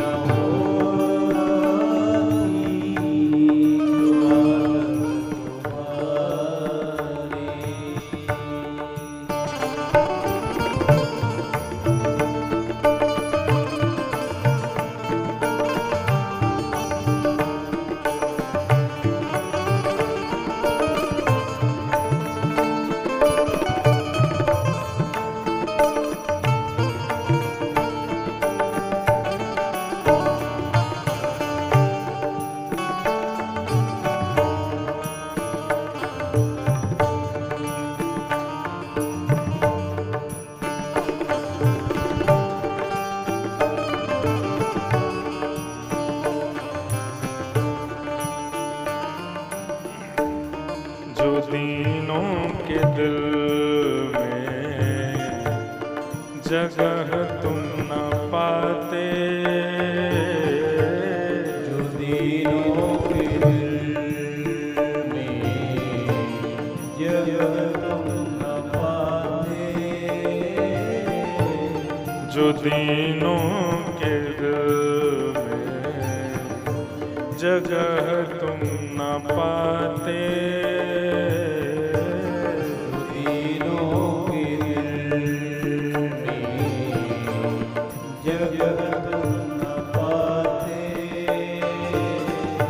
तो किस दिल में होती हिफाजत तुम्हारी, तो किस दिल में होती,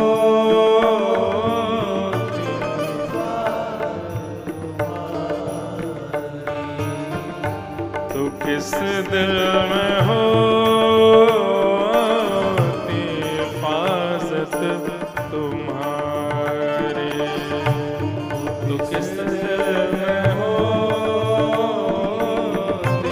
हिफाजत तुम्हारी, तो सुनी ही रहती अदालत तुम्हारी,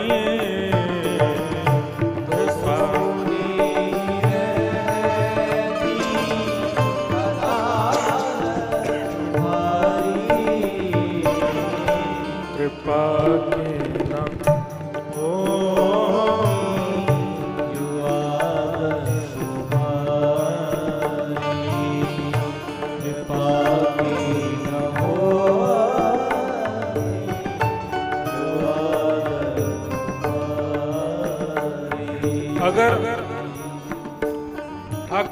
कृपालु नहीं होते, कैसी स्थिति होती हमारी। इतने बड़े बड़े संकट, इतने बड़े बड़े विपत्तियां जीवन में आती हैं, लेकिन कुछ दिन रह करके चली जाती हैं। क्यों? क्योंकि ठाकुर जी की कृपा हो जाती है। यदि ठाकुर जी कृपा नहीं करते तो हमारा जीवन कैसा होता, ये विचार कीजिए आप।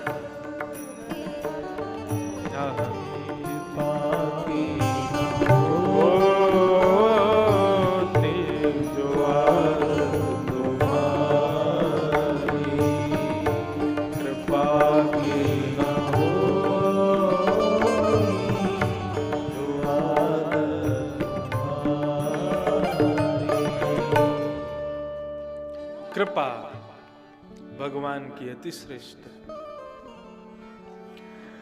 श्री उद्धव जी महाराज भगवान के सामने बैठे हैं और भगवान से कहते हैं, प्रभु मैं जानता हूं आपके हृदय में क्या चल रहा है। भगवान कृपा कर दें तो महाराज पापी से पापी को भी पंगुं लंघयते गिरिम यत् कृपातमहं वंदे परमानंद माधवम मूकम करोति वाचालम। वे चाहें तो गूंगे को बोलवा दें। पंगुं लंघयते गिरिम, वे चाहें तो पंगु से, बिना पैर वाले से पर्वत पार करा दें। यत् कृपातमहं वंदे परमानंद माधवम, हे माधव हम आपकी कृपा को वंदन करते, नमन करते। संसार में शायद ही कोई व्यक्ति ऐसा हो जो ये कह दे कि मुझ पर भगवान की कभी कृपा नहीं हुई। ऐसा कोई नहीं कह सकता। एक ना एक बार उनकी कृपा का अनुभव हम सबको होता ही है जीवन में, हम करते ही। कभी तो ऐसा मंजर आता है, कभी तो ऐसा समय आता है कि जब हमको लगता है कि आहा ठाकुर जी की बड़ी कृपा। और ये मंजर सबके जीवन में हर दिन आता है, जब हम सुबह उठ कर के नेत्र खोल के देखते हैं कि मैं आज भी जीवित हूं। मैं रात्रि को चैन से सोया था, सुबह ना उठता, भगवान की कृपा ना होती तो शायद उठता ही नहीं, लेकिन मैं आज भी जीवित हूं, आज भी उठा हूं, बैठा हूं। इसका मतलब ठाकुर जी की कृपा है मुझ पर।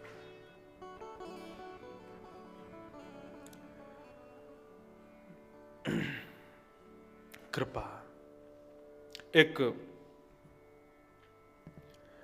कथा याद आती है कृपा के भाव से। जयपुर जब जाएंगे आप, कहां से? आगरा की तरफ से, मथुरा की तरफ से, तो बीच में एक जगह पड़ती है, जयपुर से ठीक पहले एक जगह पड़ती है, उसका नाम है दौसा। दौसा की कथा है, भक्तमाल में कथा आती है। नव भक्तमाल जो भक्तों के द्वारा अभिरचित हैं, उनमें ये कथा सुनी। एक भक्त हुए भगवान के रंगा जी। तो रंगा जी जो थे, इन पर भगवान की कृपा कैसे हुई?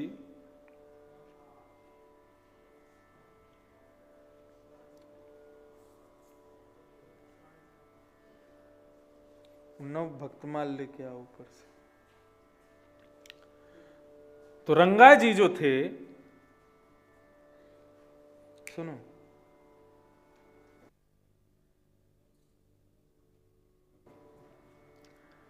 तो रंगा जी जो थे, उन पर भगवान की कृपा कैसे हुई? बड़ी सुनने योग्य कथा, ध्यान से सुनो।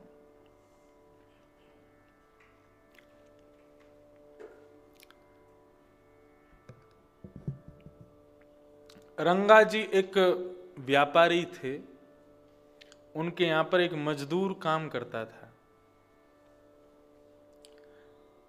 उस मजदूर की मृत्यु हो गई। बहुत बड़ा पापी था वो, मजदूरी में भी पाप करता था, उसके बाद भी पाप करता था। बहुत बड़ा पापी, इतना बड़ा पापी था कि मरने के बाद में जब वो यमलोक पहुंचा तो यमराज जी ने अपने दूतों का सरदार बनाया उसको। इतना बड़ा पापी था। तो जहां कहीं भी पापियों को लेने जाते थे तो पहले वो पहुंच करके सब व्यवस्था कर देता था। हाँ भाई, ऐसे ऐसे मरेगा ये, ले चलेंगे इसको। तो यमराज जी का सरदार बन गया। अब एक बार क्या हुआ कि दौसा नगर में किसी पापी को लेने के लिए जाना था, तो वो बड़ा खुश हो गया, वो चलो मैं घर देख आऊंगा अपना, यमदूत है। तो यमदूत दिखाई तो देते नहीं किसी को। पहुंच गए, अब जैसे दौसा में अपना घर वर देख लिया उसने, और उसने सोचा अब जिन सेठ जी के यहाँ मैंने इतने दिन खाया पिया, मैंने सुना मेरी मृत्यु के बाद मेरे बच्चे आदि सबको उन्होंने पैसे वैसे भी दिए, सेठ जी से भी मिले आता हूं। सेठ जी के पास पहुंचा। अब यमदूत चाहे तो अपना दर्शन किसी को करा सकते हैं, और नहीं चाहे तो किसी को भी दर्शन ना हो।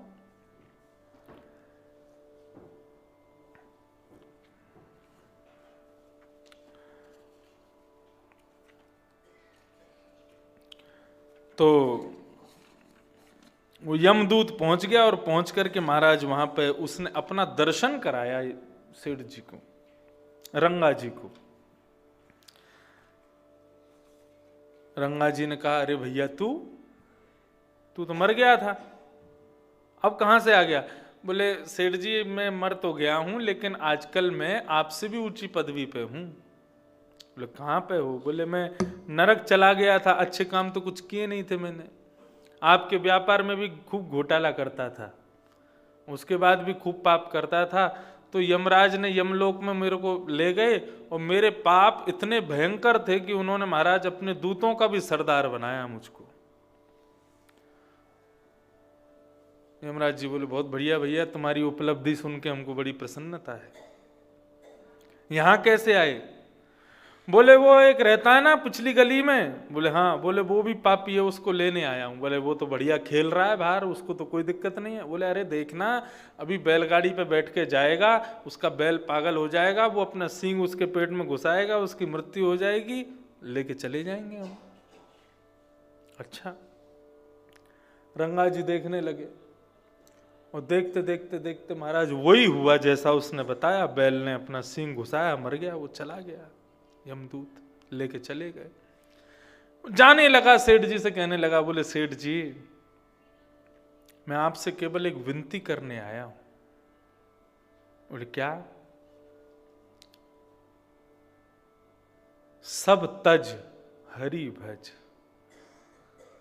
यदि चाहते हो कि मेरे कोड़े कल को ना पड़े तुम में, मैं देखता हूं यमलोक में कितनी यातनाएं मिलती हैं, और आजकल तो उन यातनाओं का सृजन करता मैं ही हूं, मैं ही देता हूं सबको यातनाएं। यदि भगवान का भजन नहीं किया सेठ जी, और कल को आप भी नरक में आ गए, तो मुझसे ये मत कहना कि तूने भाई मेरे यहाँ नौकरी करी थी, मैं तेरा सेठ हूं, मुझ पर कोड़े मत बरसा। भजन ना करने वाले को पीटना ही मेरा धर्म है। इसलिए मैं आपसे हाथ जोड़ के विनती करने आया हूं, इसको भगवान की कृपा समझना कि मैं आपके पास आ सका। ये दौसा में किसी की मृत्यु उसके पाप से नहीं हुई है, भगवान शायद आपको जगाना चाहते हैं, इसलिए मुझको यहां भेजा है। ऐसी कृपा भगवान सब पे नहीं करते जैसी आप पे हुई है। मैं आपको चेतावनी देने आया हूं, समय बहुत कम है, भजन करने लगो। श्री रंगा जी महाराज ने उसी समय महाराज उस रंगा की बात सुनकर के तुरंत अपना जीवन का रंग ढंग सब बदल दिया, और श्री भगवान के मंगल में भजन में लग गए श्री रंगा जी। तो कैसी कृपा भगवान की। फिर तो महाराज इनका भजन ऐसा हो गया, ऐसा भजन हुआ कि इनके पुत्र को रात्रि में कभी कभी भूत दिखाई दिया करते थे। एक दिन इनका पुत्र रोता रोता रंगा जी के पास गया। बोल पिताजी रात में भजन कर रहे थे रंगा जी, तो पिताजी से जाके कहा, पिताजी मेरे को भूत दिखता है रोज। तो बोले एक काम कर, आज तेरे पलंग पे मैं सोऊंगा, मैं देखूं कौन सा भूत। महाराज जैसे ही भूत दिखा, उन्होंने केवल नेत्र खोल करके उसको देखा, उनके देखने मात्र से वो भूत मुक्त हो गया और वैकुंठ को प्रस्थान कर गया। इतना भजन। हमारा भजन केवल स्वात्म कल्याण आत्म कल्याण करता, ऐसा नहीं है। वृंदावन की सच्ची घटना, वृंदावन की नहीं, ब्रज की सच्ची घटना।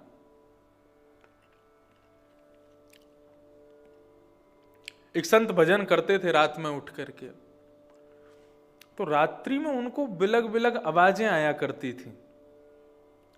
एक दिन संत ने पूछा, भाई कौन है ये, रात में आवाज कौन करता है? तो फिर प्रेत ने उत्तर दिया कि मैं एक प्रेत हूं, मैं आपके सामने आ नहीं सकता, आपका भजन का प्रताप इतना है, इसलिए मैं छुप करके आपको कहता हूं कि मुझ पर कल्याण करो, मेरा कल्याण करो। मेरा पूरा परिवार किसी हादसे में नष्ट हो गया, बर्बाद हो गया, हम यमुना पल्ली पार हमारा घर था, हम सब मर गए, प्रेत बन गए हैं। यदि आप जैसा भजननिष्ठ हम पर कृपा कर दे तो हमारा जीवन कल्याण हो जाएगा, जीवन उद्धार हो जाएगा।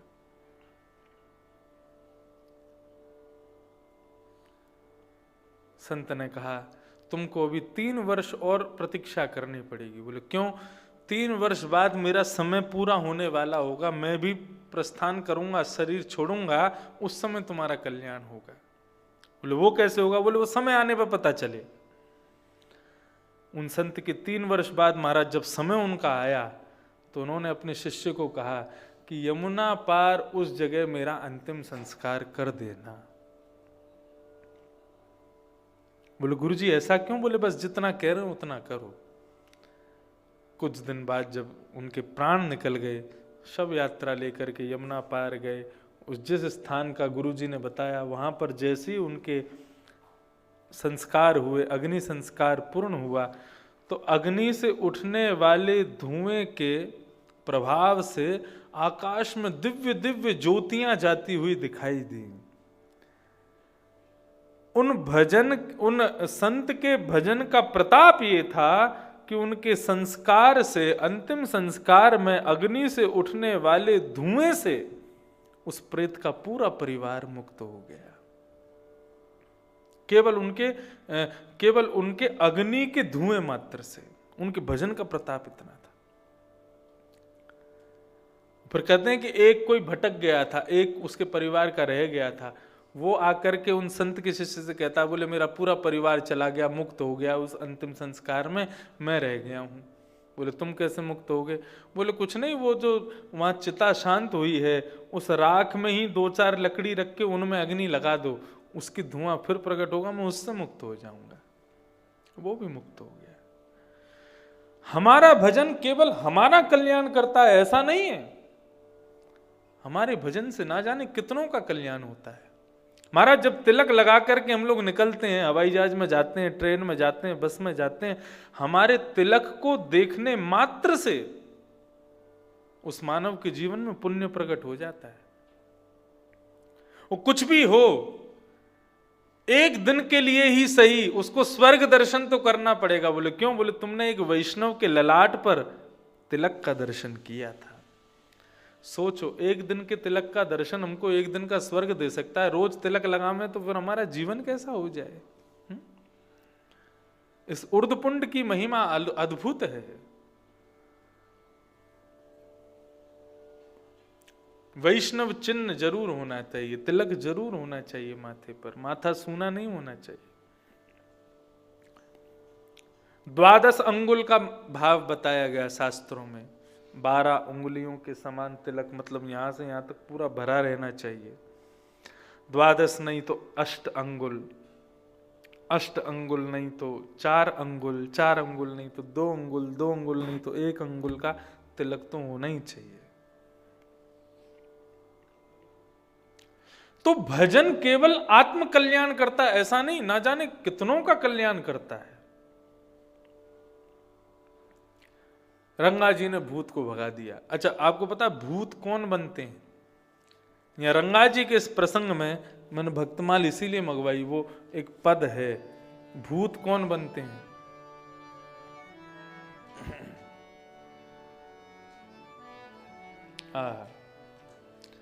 लोग पूछते हैं ना, बोले मरने के बाद भूत बन जाते हैं लोग।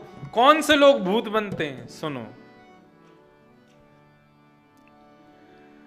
भजन बिन नर मर गट के भूत, भजन बिन नर मर गट के भूत, भजन भजन बिन नर मर गट के भूत, भजन बिन नर मर गट के।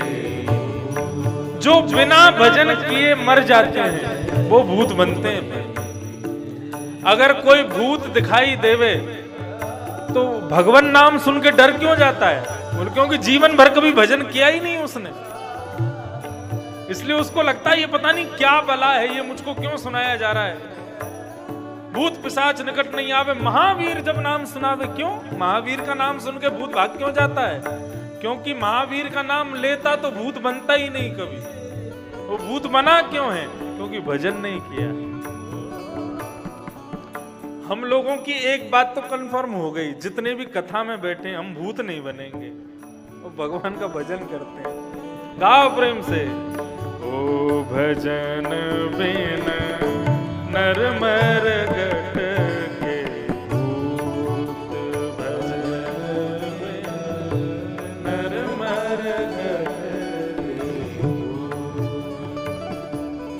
ओ श्यामा श्याम रमे रसना सो, श्यामा श्याम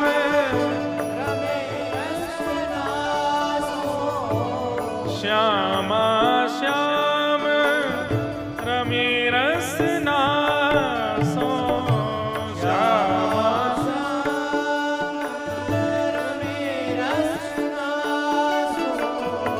तिनको जान सपू, तिनको जान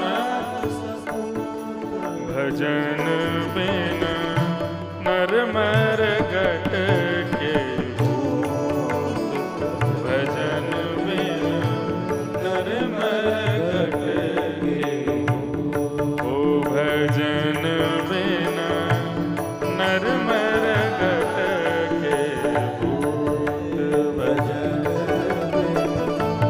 श्री गंगा मैया की।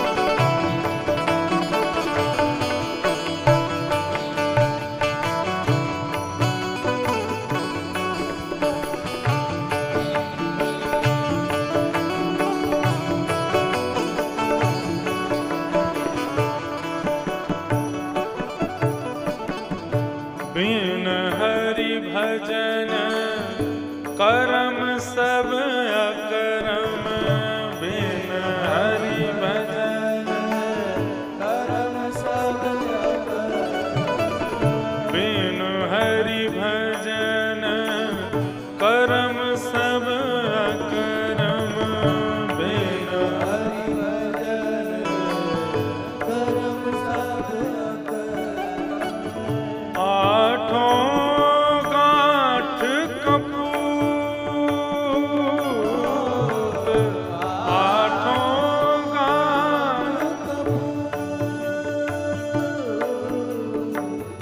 एक अनन्य भक्ति बिन कीने, एक अनन्य भक्ति बिन कीने, एक अनन्य भक्ति बिन कीने, एक अनन्य भक्ति बिन कीने। द्रग करनी करतूत हो, द्रग करनी करतूत, भजन बिन नर मर गट के भूत, भजन बिन नर मर गट के भूत। हे भजन बिन नर मर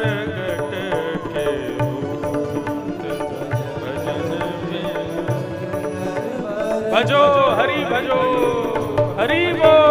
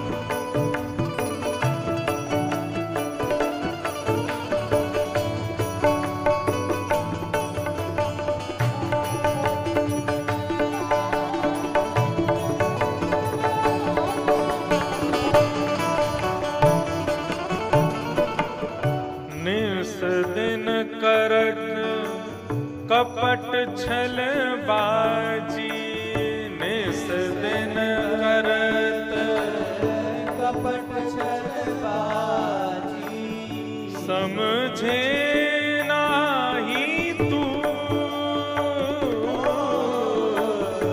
समझे नाही।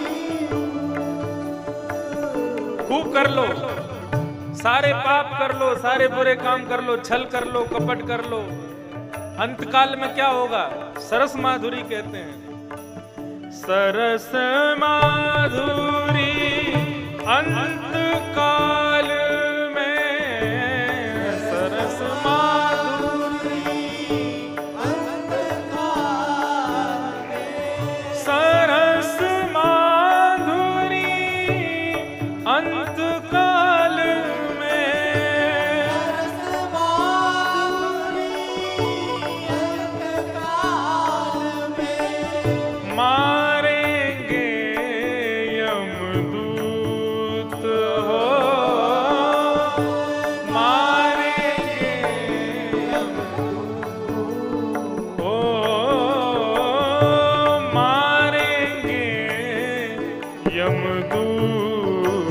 भजन बिन नर मर गट के, भजन बिन नर मर गट के, भजन बिन नर मर गट के, भजन बिन नर मर गट के, भजन बिन नर मर गट के, नर मर गट नर मर गट के, नर मर गट के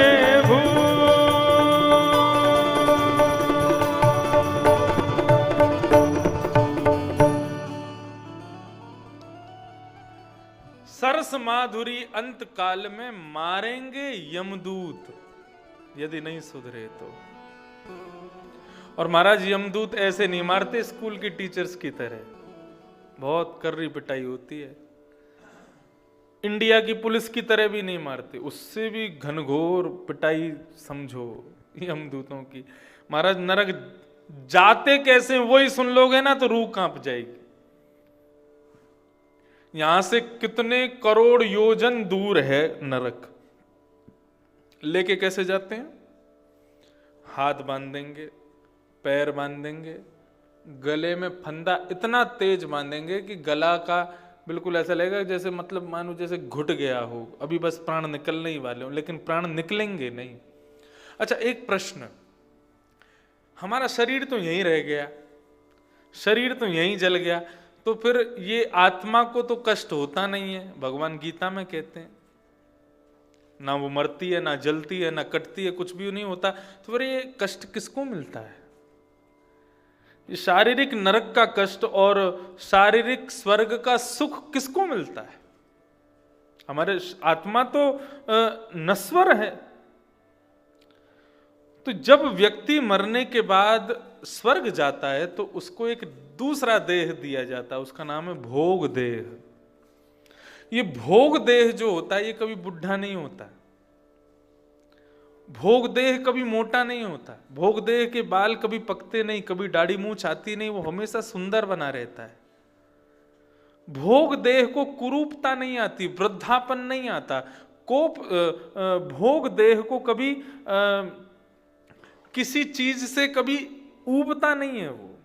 जैसे हम लोग रसगुल्ला जब खाते नहीं तब तक अच्छा लगता है, लेकिन 2-4 खाने के बाद फिर इच्छा खत्म हो जाती है। भोग देह की इच्छा कभी खत्म नहीं होती। और जो यातना देह है ये नरक जाने वालों को मिलता है। और यातना देह कैसा होता है? इसको काट दो, बीच से अलग कर दो, इसको ऊपर पहाड़ से फेंक दो, जमीन में गाड़ दो, मरेगा नहीं, कष्ट पूरा होगा। पैर में चोट लगने से लेकर के गला कटने तक जितने कष्ट होते हैं, सारे कष्ट इस यातना देह को होते हैं। लेकिन शरीर में केवल इतना अंतर है कि मानव शरीर मर जाएगा कष्ट को भोगते भोगते, लेकिन यातना देह कष्ट सहन करेगा, मरेगा नहीं। आपकी इच्छा प्रकट हो जाएगी, ये भगवान इससे बढ़िया तो मैं मर जाऊं, लेकिन मर नहीं पाओगे। ये होता है नरक का जो देह होता है, यातना देह।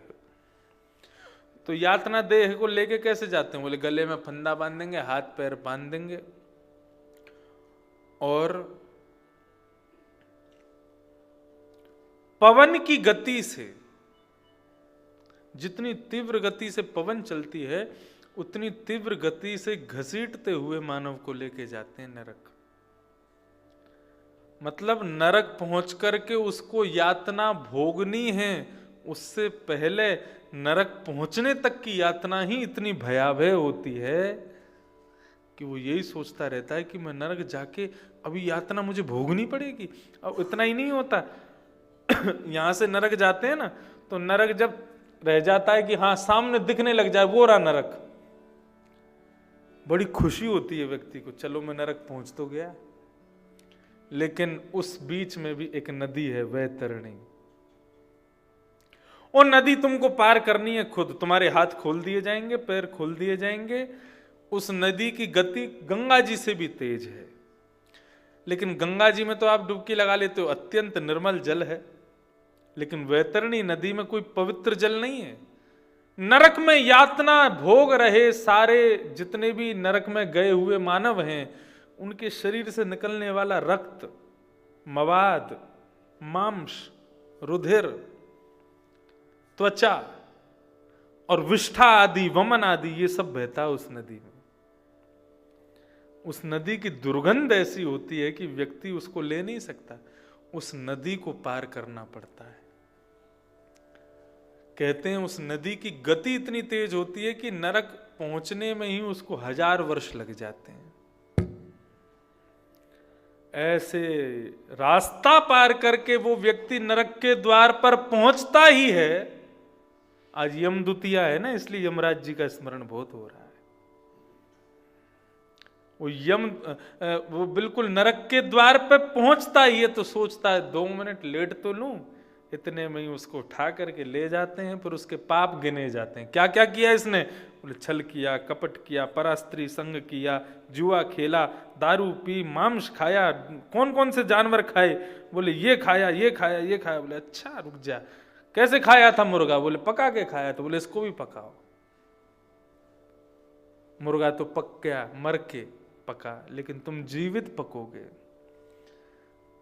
भयंकर खोलते हुए तेल में डाल दिया जाएगा, फूल जाओगे पकौड़े की तरह, लेकिन मरोगे नहीं।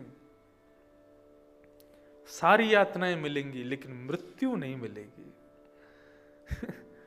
यमराज जी से गुहार करते रहोगे, बोले अब की बार छोड़ दो हमको, हम सच बता रहे हैं, कोई ऐसा काम नहीं करेंगे कि दोबारा आना पड़े। भगवान कहते हैं, यमराज जी कहते हैं, यदि भजन करते तो कभी नरक नहीं आना पड़ता। मेरी गलती नहीं है, इंद्रेश जी ने कथा में बताया था भजन करो, तुमने नहीं किया, आ गए। ठाकुर जी कथा में बोलते थे भजन करो, तुमने नहीं किया। जितने कथाकार हैं, संत महापुरुष हैं, मेरी भागवत ने, रामायण ने, सबने तुमको उपदेश किया कि भजन ही सार है, नहीं करोगे तो फिर मारेंगे यमदूत, लेकिन तुमने नहीं सुना। तो इसलिए भैया भगवान की बहुत बड़ी कृपा है हम पे। मैंने पिछली साल जब कथा हुई थी तब भी मैंने ये बात कही थी।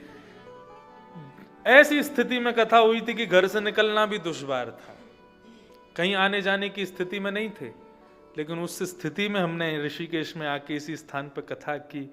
इसका मतलब क्या है? पूरा संसार कोरोना रूपी महामारी से व्याप्त था, उनमें से हमको चुन करके ठाकुर जी ने अपनी कथा सुनवाने यहां भेजा, यानी कि ठाकुर जी की कृपा है। वो चाहते हैं कि हम कथा सुने, हम उनको जाने, हम यम द्वार से बचें, इसलिए हमको कथा मिली है। मैं तो यही कहता हूं कि जिसको कथा जीवन में मिले उसको यही सोचना चाहिए कि ठाकुर जी ने मुझको चुना है इसके लिए, इसलिए मुझे मिली है, मेरे चैन से नहीं हुआ। और वो भी ऐसी स्थिति जहां पर दीपावली का त्योहार कौन छोड़ता है? महाराज एक बार को होली छोड़ देते हैं लोग, एक बार को बाकी के त्योहार छोड़े जा सकते हैं, लेकिन दीपावली कोई नहीं छोड़ता। दीपावली सबसे बड़ा त्योहार माना जाता है साल का, लेकिन उस त्योहार को भी हमने उतनी श्रेष्ठता नहीं दी, उससे ज्यादा श्रेष्ठता भागवत को दी है। ये भगवान की बहुत बड़ी कृपा है। त्योहार अपनी जगह श्रेष्ठ है, उसकी अपनी गरिमा महिमा है, लेकिन हम उस त्योहार को भी भागवत युक्त होकर के मना रहे हैं, ये भगवान की बड़ी कृपा है हम पर। और वो भी चलो दिल्ली में मना रहे होते, बंबई में मना रहे होते, आदि शहरों में मना रहे होते, नहीं, ठाकुर जी चुन के भी ऐसी जगह लाते महाराज, ब्यूटीफुल, बिल्कुल सुंदर सुरम्य ऋषिकेश, गंगा जी का तट। और यहां पर बहने वाली हवा भी साधारण नहीं है। हम भले ही केदारनाथ बद्रीनाथ जा नहीं रहे हों, ये हवा उन्हीं का स्पर्श करके हमको लग रही है। पवन मंद सुगंध शीतल, हेम मंदिर शोभितम, निकट गंगा बहत निर्मल, बद्रीनाथ विशंभरम, श्री बद्रीनाथ विशंभरम, श्री पवन मंद सुगंध शीतल, हेम मंदिर शोभितम, निकट गंगा बहत निर्मल, बद्रीनाथ विशंभरम, श्री बद्रीनाथ विशंभरम, श्री बद्रीनाथ विशंभरम। मैं आपको बताऊं, जब मैंने पहली बार बद्रीनाथ में कथा की थी 2017 में, उससे पहले गया कई बार, लेकिन बद्रीनाथ मुझे बहुत प्रिय है। भागवत जी की जन्मस्थली है बद्रीनाथ, और कहा जाए तो हम भागवत वक्ताओं की ननिहाल है बद्रीनाथ है। हमारे जीवन सर्वस्व भागवत है।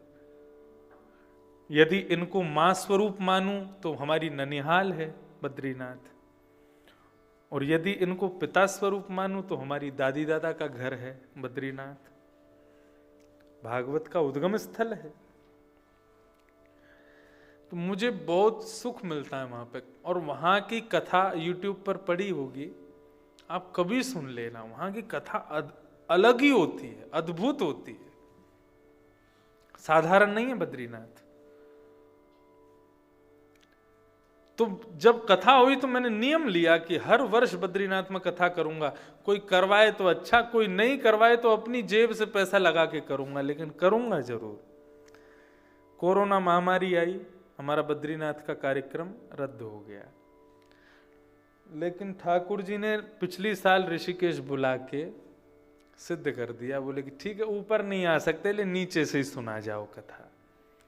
इस साल भी प्रयास तो किया कि बद्रीनाथ चलें, लेकिन जब से बद्रीनाथ खुले तो कथाओं की व्यस्तता इतनी, वहां जा ही नहीं पाए। अब की बार भी ठाकुर जी ने फिर नीचे ही बुला दिया। बोले कि चलो अब हमारे शयन का समय है ठाकुर जी, अब दर्शन अपने बंद करने वाले हैं कुछ समय में, अपनी कथा से ही शयन करा जाओ, यहीं से सुना जाओ। तो ये बद्रीनाथ भगवान की बड़ी कृपा। तो कृपा पर चर्चा हो रही थी। कृपा ठाकुर जी सब पर करते हैं। कोई संसार का ऐसा व्यक्ति नहीं कह सकता कि मुझ पर कृपा नहीं की ठाकुर जी ने। आपके कोई ना कोई जीवन की ऐसी स्थिति जरूर आई होगी, तब ऐसा लगा होगा हृदय से कि भगवान की बड़ी कृपा कि ये हो गया, ऐसा हो गया। कृपा करते हैं ठाकुर जी। श्री उद्धव जी महाराज निरंतर भगवान के साथ रहते हैं। नाहं तवांग्रि कमलम क्षणार्धमपि केशव युक्तं समुत्सहे नाथ स्वधाम नयमामपि। मैं आपके बगैर एक क्षण भी नहीं रहूंगा। यदि आप स्वधाम को भी प्रस्थान करेंगे तो मैं आपके साथ चलूंगा। भगवान बोले उद्धव नहीं, ये सारा यदुकुल मेरे साथ जाएगा लेकिन तुम नहीं जाओगे। क्यों? जैसा कि भगवान पहले कह रहे थे ब्रह्मा जी से कि मुझे चिंता है मेरे बाद मानवों का कल्याण कैसे होगा। आज उसी चिंता का मतलब मानो जैसे भगवान उत्तराधिकारी बना रहे हैं किसको? उद्धव को। बोले उद्धव सबको श्राप लगेगा, तुझको नहीं लगेगा। क्यों? मेरी भक्ति के पथ का उत्तराधिकारी तू है। मैं चला जाऊंगा लेकिन मेरे बाद मेरे भक्त सुखद रूप से इस भक्ति पथ पर चल सकें, भागवत धर्म पर चल सकें, उसका दायित्व मैं तुमको दे करके जाऊंगा। भक्ति का प्रचार करना है तुमको, इसलिए तुम नहीं जाओगे, तुम यहीं रहोगे। उद्धव ने कहा मेरे लिए कोई आदेश? भगवान कहते हैं हाँ, मैं तुमको कुछ बातें बताना चाहता हूं। क्या? त्वं तु सर्वं परित्यज्य स्नेहं स्वजन बंधुषु मय्यावेशय मनः सम्यक् समदृक् विचिस्वरम्। क्या करना है तुमको? बोले त्वं तु सर्वं परित्यज्य, सब छोड़ दो। जिससे भी तुम्हारा स्नेह है, जिससे भी तुम्हारा संबंध है, जिससे भी तुम्हारा प्रेम है, सब तज, सबको छोड़ो।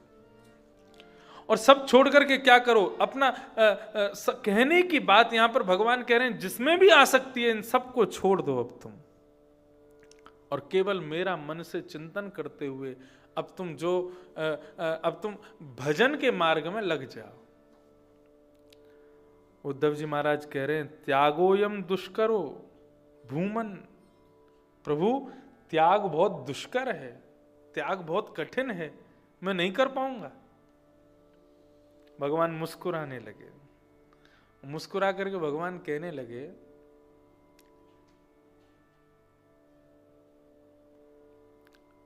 जब ब्रज गए थे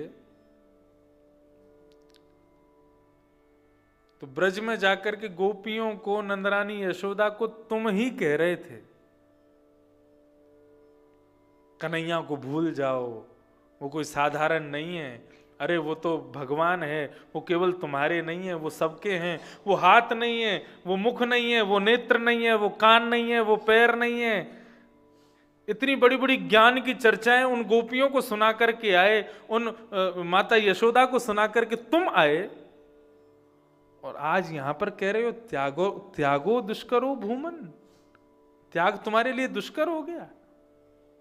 चलो तुम्हें पता तो चला त्याग करना दुष्कर होता है। नहीं तो गोपियों को, नंदरानी यशोदा को, आदि ब्रजवासियों को बताने में तुमको कोई लज्जा नहीं हो रही थी, तुमको कोई कष्ट नहीं हो रहा था, तुमको लग रहा था त्याग करना ही तो है, ऐसे कर दोगे। आज तुम करो, सबको छोड़ो। उद्धव ने चरण पकड़ लिए, बोले प्रभु मेरे से त्याग नहीं हो पाएगा। कोई काम दुनिया में मुश्किल नहीं है जो करते रहोगे यतन धीरे धीरे। कोशिश तो करो। हम कोशिश करने से पहले हार मान जाते हैं, इसलिए उस क्रिया में क्रियान्वित नहीं हो पाते। अर्जुन ने भगवान को आज्ञा की, सेनयोर भयोर मध्येर तम स्थापयमेच्युत, मेरे रथ को ले जा करके उभय सेना के बीच में खड़ा कर दीजिए, मैं देखना चाहता हूं किसको मारना है। भगवान बोले ठीक है। जैसे ही रथ को बीच में लेकर के गए, भगवान बोले इनको मारना है। अर्जुन ने जैसे ही देखा, कौन? भाई, बंधु, गुरुजन, भीष्म पितामह, द्रोणाचार्य, द्रोणाचार्य, कृपाचार्य, इन सबको जब देखा, धनुष बाण नीचे रख दिए। अर्जुन बोला मैं युद्ध नहीं कर पाऊंगा, ये मेरे अपने हैं, मैं इनको कैसे मारूं? हम पांडव राज्य गद्दी के लिए लड़ रहे हैं, लेकिन जब यही लोग नहीं होंगे तो राज्य गद्दी पर बैठने का क्या फायदा? अपना परिवार ही नष्ट हो चुका होगा तो फिर राज्य गद्दी पर बैठ करके हम किस बात की खुशी मनाएंगे? नहीं मारूंगा इनको। भगवान कहते हैं इस प्रकार से तुम ये इस प्रकार से, वो शब्द ऐसा कहा कि वो एक मित्र ही कह सकता है दूसरे मित्र को। इन नपुंसकों की भांति बात मत करो यहां खड़े होकर के। युद्ध होने को है, सारी सेना इकट्ठी हो गई है और अब तुम कह रहे हो कि मैं युद्ध नहीं करूंगा। तब भगवान गीता सुनाते हैं, गीता का ज्ञान देना शुरू करते हैं। और उस गीता में भी साधिमाम त्वाम प्रपन्नः, जब प्रपन्नता से अर्जुन जब शरणागत हो जाता है भगवान का, तो पहली बात भगवान जो अर्जुन को कहते हैं, क्या कहते हैं? असोच्यानन्वसोचस्त्वम्। भगवान कहते हैं तुम चिंतातुर क्यों हो रहे हो? क्योंकि तुम नहीं सोचने वाली बात का चिंतन कर रहे हो। जिसको नहीं सोचना चाहिए, जो सोचने योग्य नहीं है, तुम उस बात को सोच रहे हो, इसलिए चिंता हो रही है तुमको, इसलिए दुखी हो रहे हो। गांधी जी अपने एक इंटरव्यू में कहते हैं कि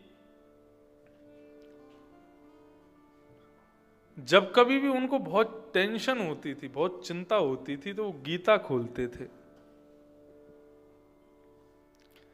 लेकिन विडंबना ऐसी थी, वो जब जब गीता खोलते थे तो एक ही पेज खुलता था उनके आगे,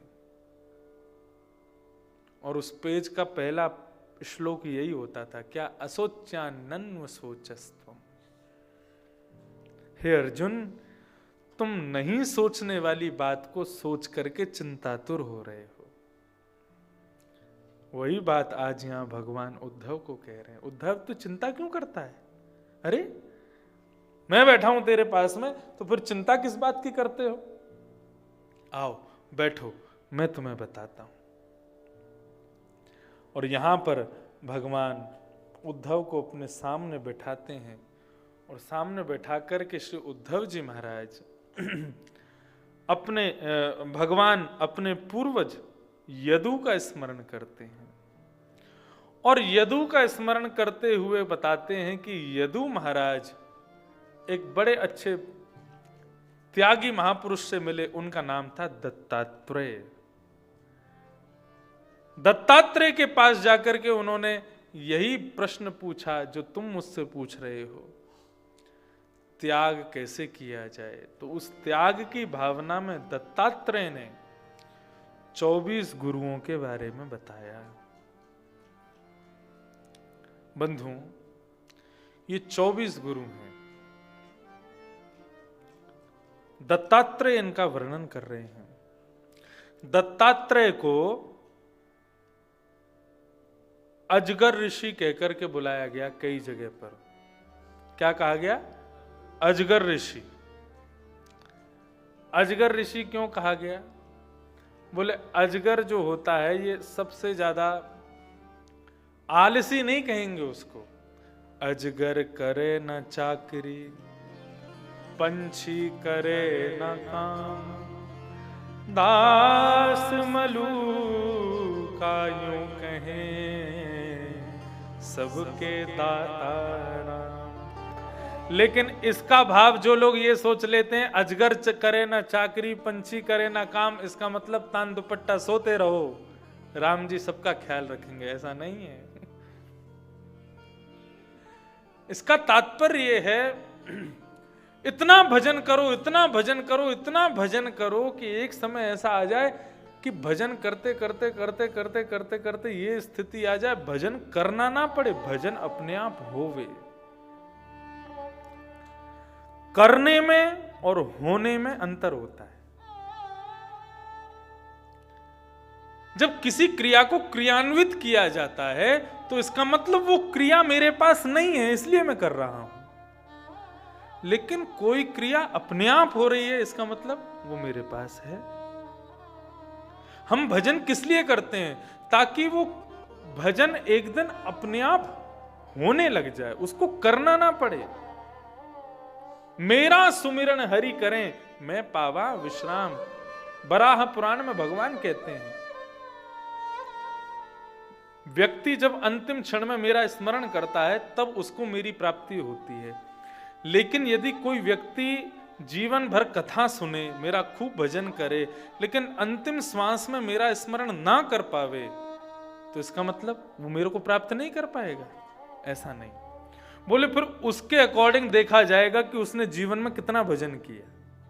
उसने यदि खूब भजन किया, खूब कथा सुनी है, खूब तीर्थ यात्रा की, खूब ब्राह्मणों का उपकार किया, खूब संतों को वंदन किया, ऐसा व्यक्ति यदि अंतिम समय में मेरा स्मरण ना कर पावे तो चिंता ना करे। ऐसे व्यक्ति के अंतिम क्षण में मैं उसका स्मरण कर लेता हूं, कल्याण तो होगा, कल्याण तो होगा। तो अजगर ऋषि हैं कौन? श्री दत्तात्रेय जी। और आपको पता है यदु महाराज को दत्तात्रेय से मिलाने में कौन सहायक बने? भगवान के भक्त श्री प्रहलाद। भगवान पूर्वजों की कथा सुना रहे हैं, हमारे पूर्वज थे यदु महाराज। वो यदु महाराज एक बार प्रहलाद जी के पास गए, प्रहलाद जी से जाकर के कहा कि मुझे अंदर थोड़ी असहजता अनुभव होती है, मुझे थोड़ा अज्ञान का अनुभव होता है, मुझे त्याग के बारे में विशेष रूप से जानकारी चाहिए। कुछ प्रश्न थे यदु महाराज के। उन प्रश्नों को जब प्रहलाद जी ने सुना तो प्रहलाद जी बोले, आओ मैं आपको लेके चलता हूं। तो प्रहलाद जी महाराज श्री दत्तात्रेय को लेकर के, श्री यदु महाराज को लेकर के दत्तात्रेय के पास गए। दत्तात्रेय कैसे थे? यदु महाराज ने जब उनका पहला दर्शन किया, वो पहला दर्शन बताया जाता है धूल में पड़े थे, ऊपर धूल डाली हुई थी, वस्त्रादियों का कोई अता पता नहीं है, कोई भोजन करता करता फेंक जाता है तो उसको खा लेते हैं। किसी भी प्रकार की कोई इच्छा हृदय में नहीं है। अगर हम लोग उनको देखते दत्तात्रेय को तो हमारा भाव कहता कोई पागल है, लेकिन वो पागल नहीं, इसको कहते हैं देहाभिमान की शून्यता। व्यक्ति देहाभिमान से शून्य हो जाए, जैसे कि मैं देहाभिमान से शून्य नहीं हूं। यदि देहाभिमान से शून्य होता तो बाल काट के नहीं बैठा होता, बढ़िया सुंदर कुर्ता उस पर बढ़िया ये पटका डाल के नहीं बैठा होता। मेरा देह अभिमानी है, इसीलिए कपड़ा पहना है, शॉल रखी है, धोती पहनी है, तिलक लगाया है, सुंदर रूप धारण किया है। जब घर में किसी की मृत्यु होती है हम केश क्यों कटवा लेते हैं? और केश भी दिल्ली बंबई में तो नहीं कटते, शहरों के लोग तो छोटे छोटे बाल देते हैं केवल। अरे पितरों को तुम्हारे बाल नहीं चाहिए। उसका एक भाव ये भी है कि हम अपने घर के एक सदस्य के जाने पर अपने देह के अभिमान का परित्याग कर रहे हैं। हमारा देह अभिमानी है, इसीलिए तो हम सुंदर बनते हैं रोज।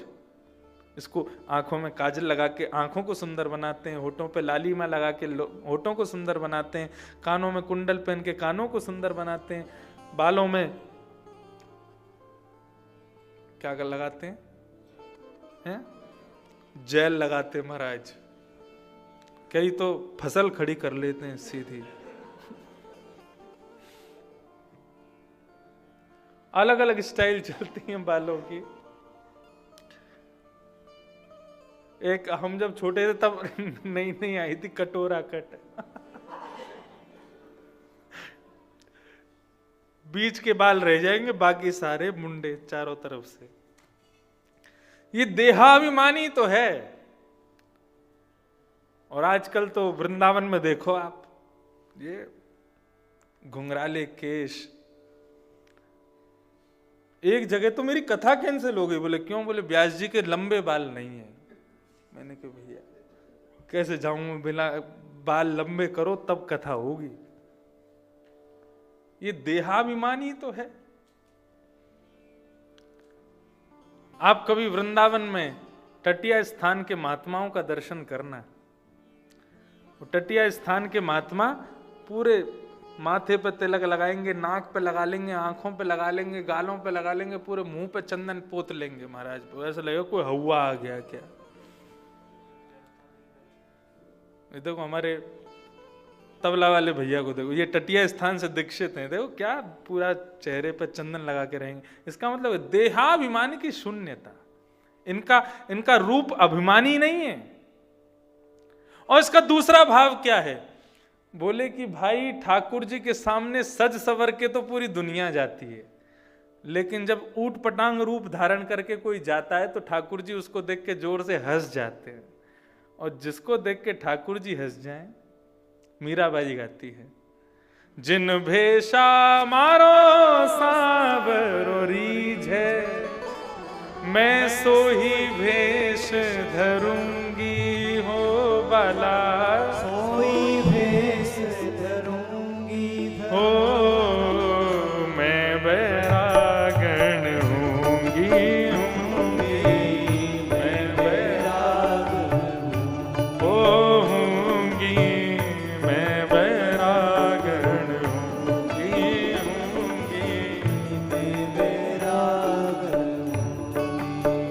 ओ बाला।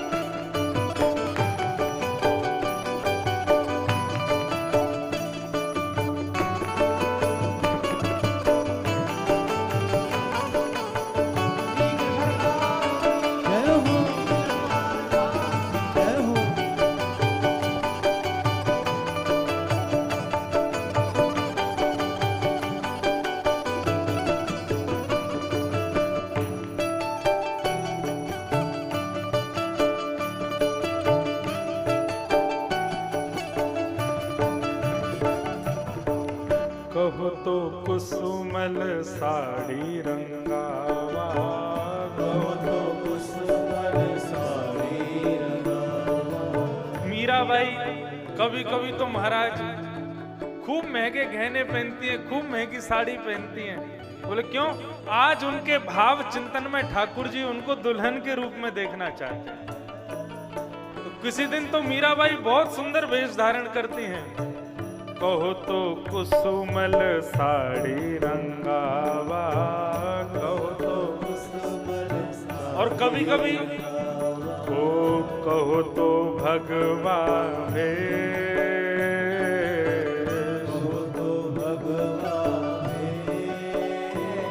ओ कहो तो मोतियन मांग भरावा, कहो तो मोतियन मांग भरावा, कहो तो मोतियन मांग भरावा, कहो तो मोतियन मांग भरावा, ओ कहो छिटकावा के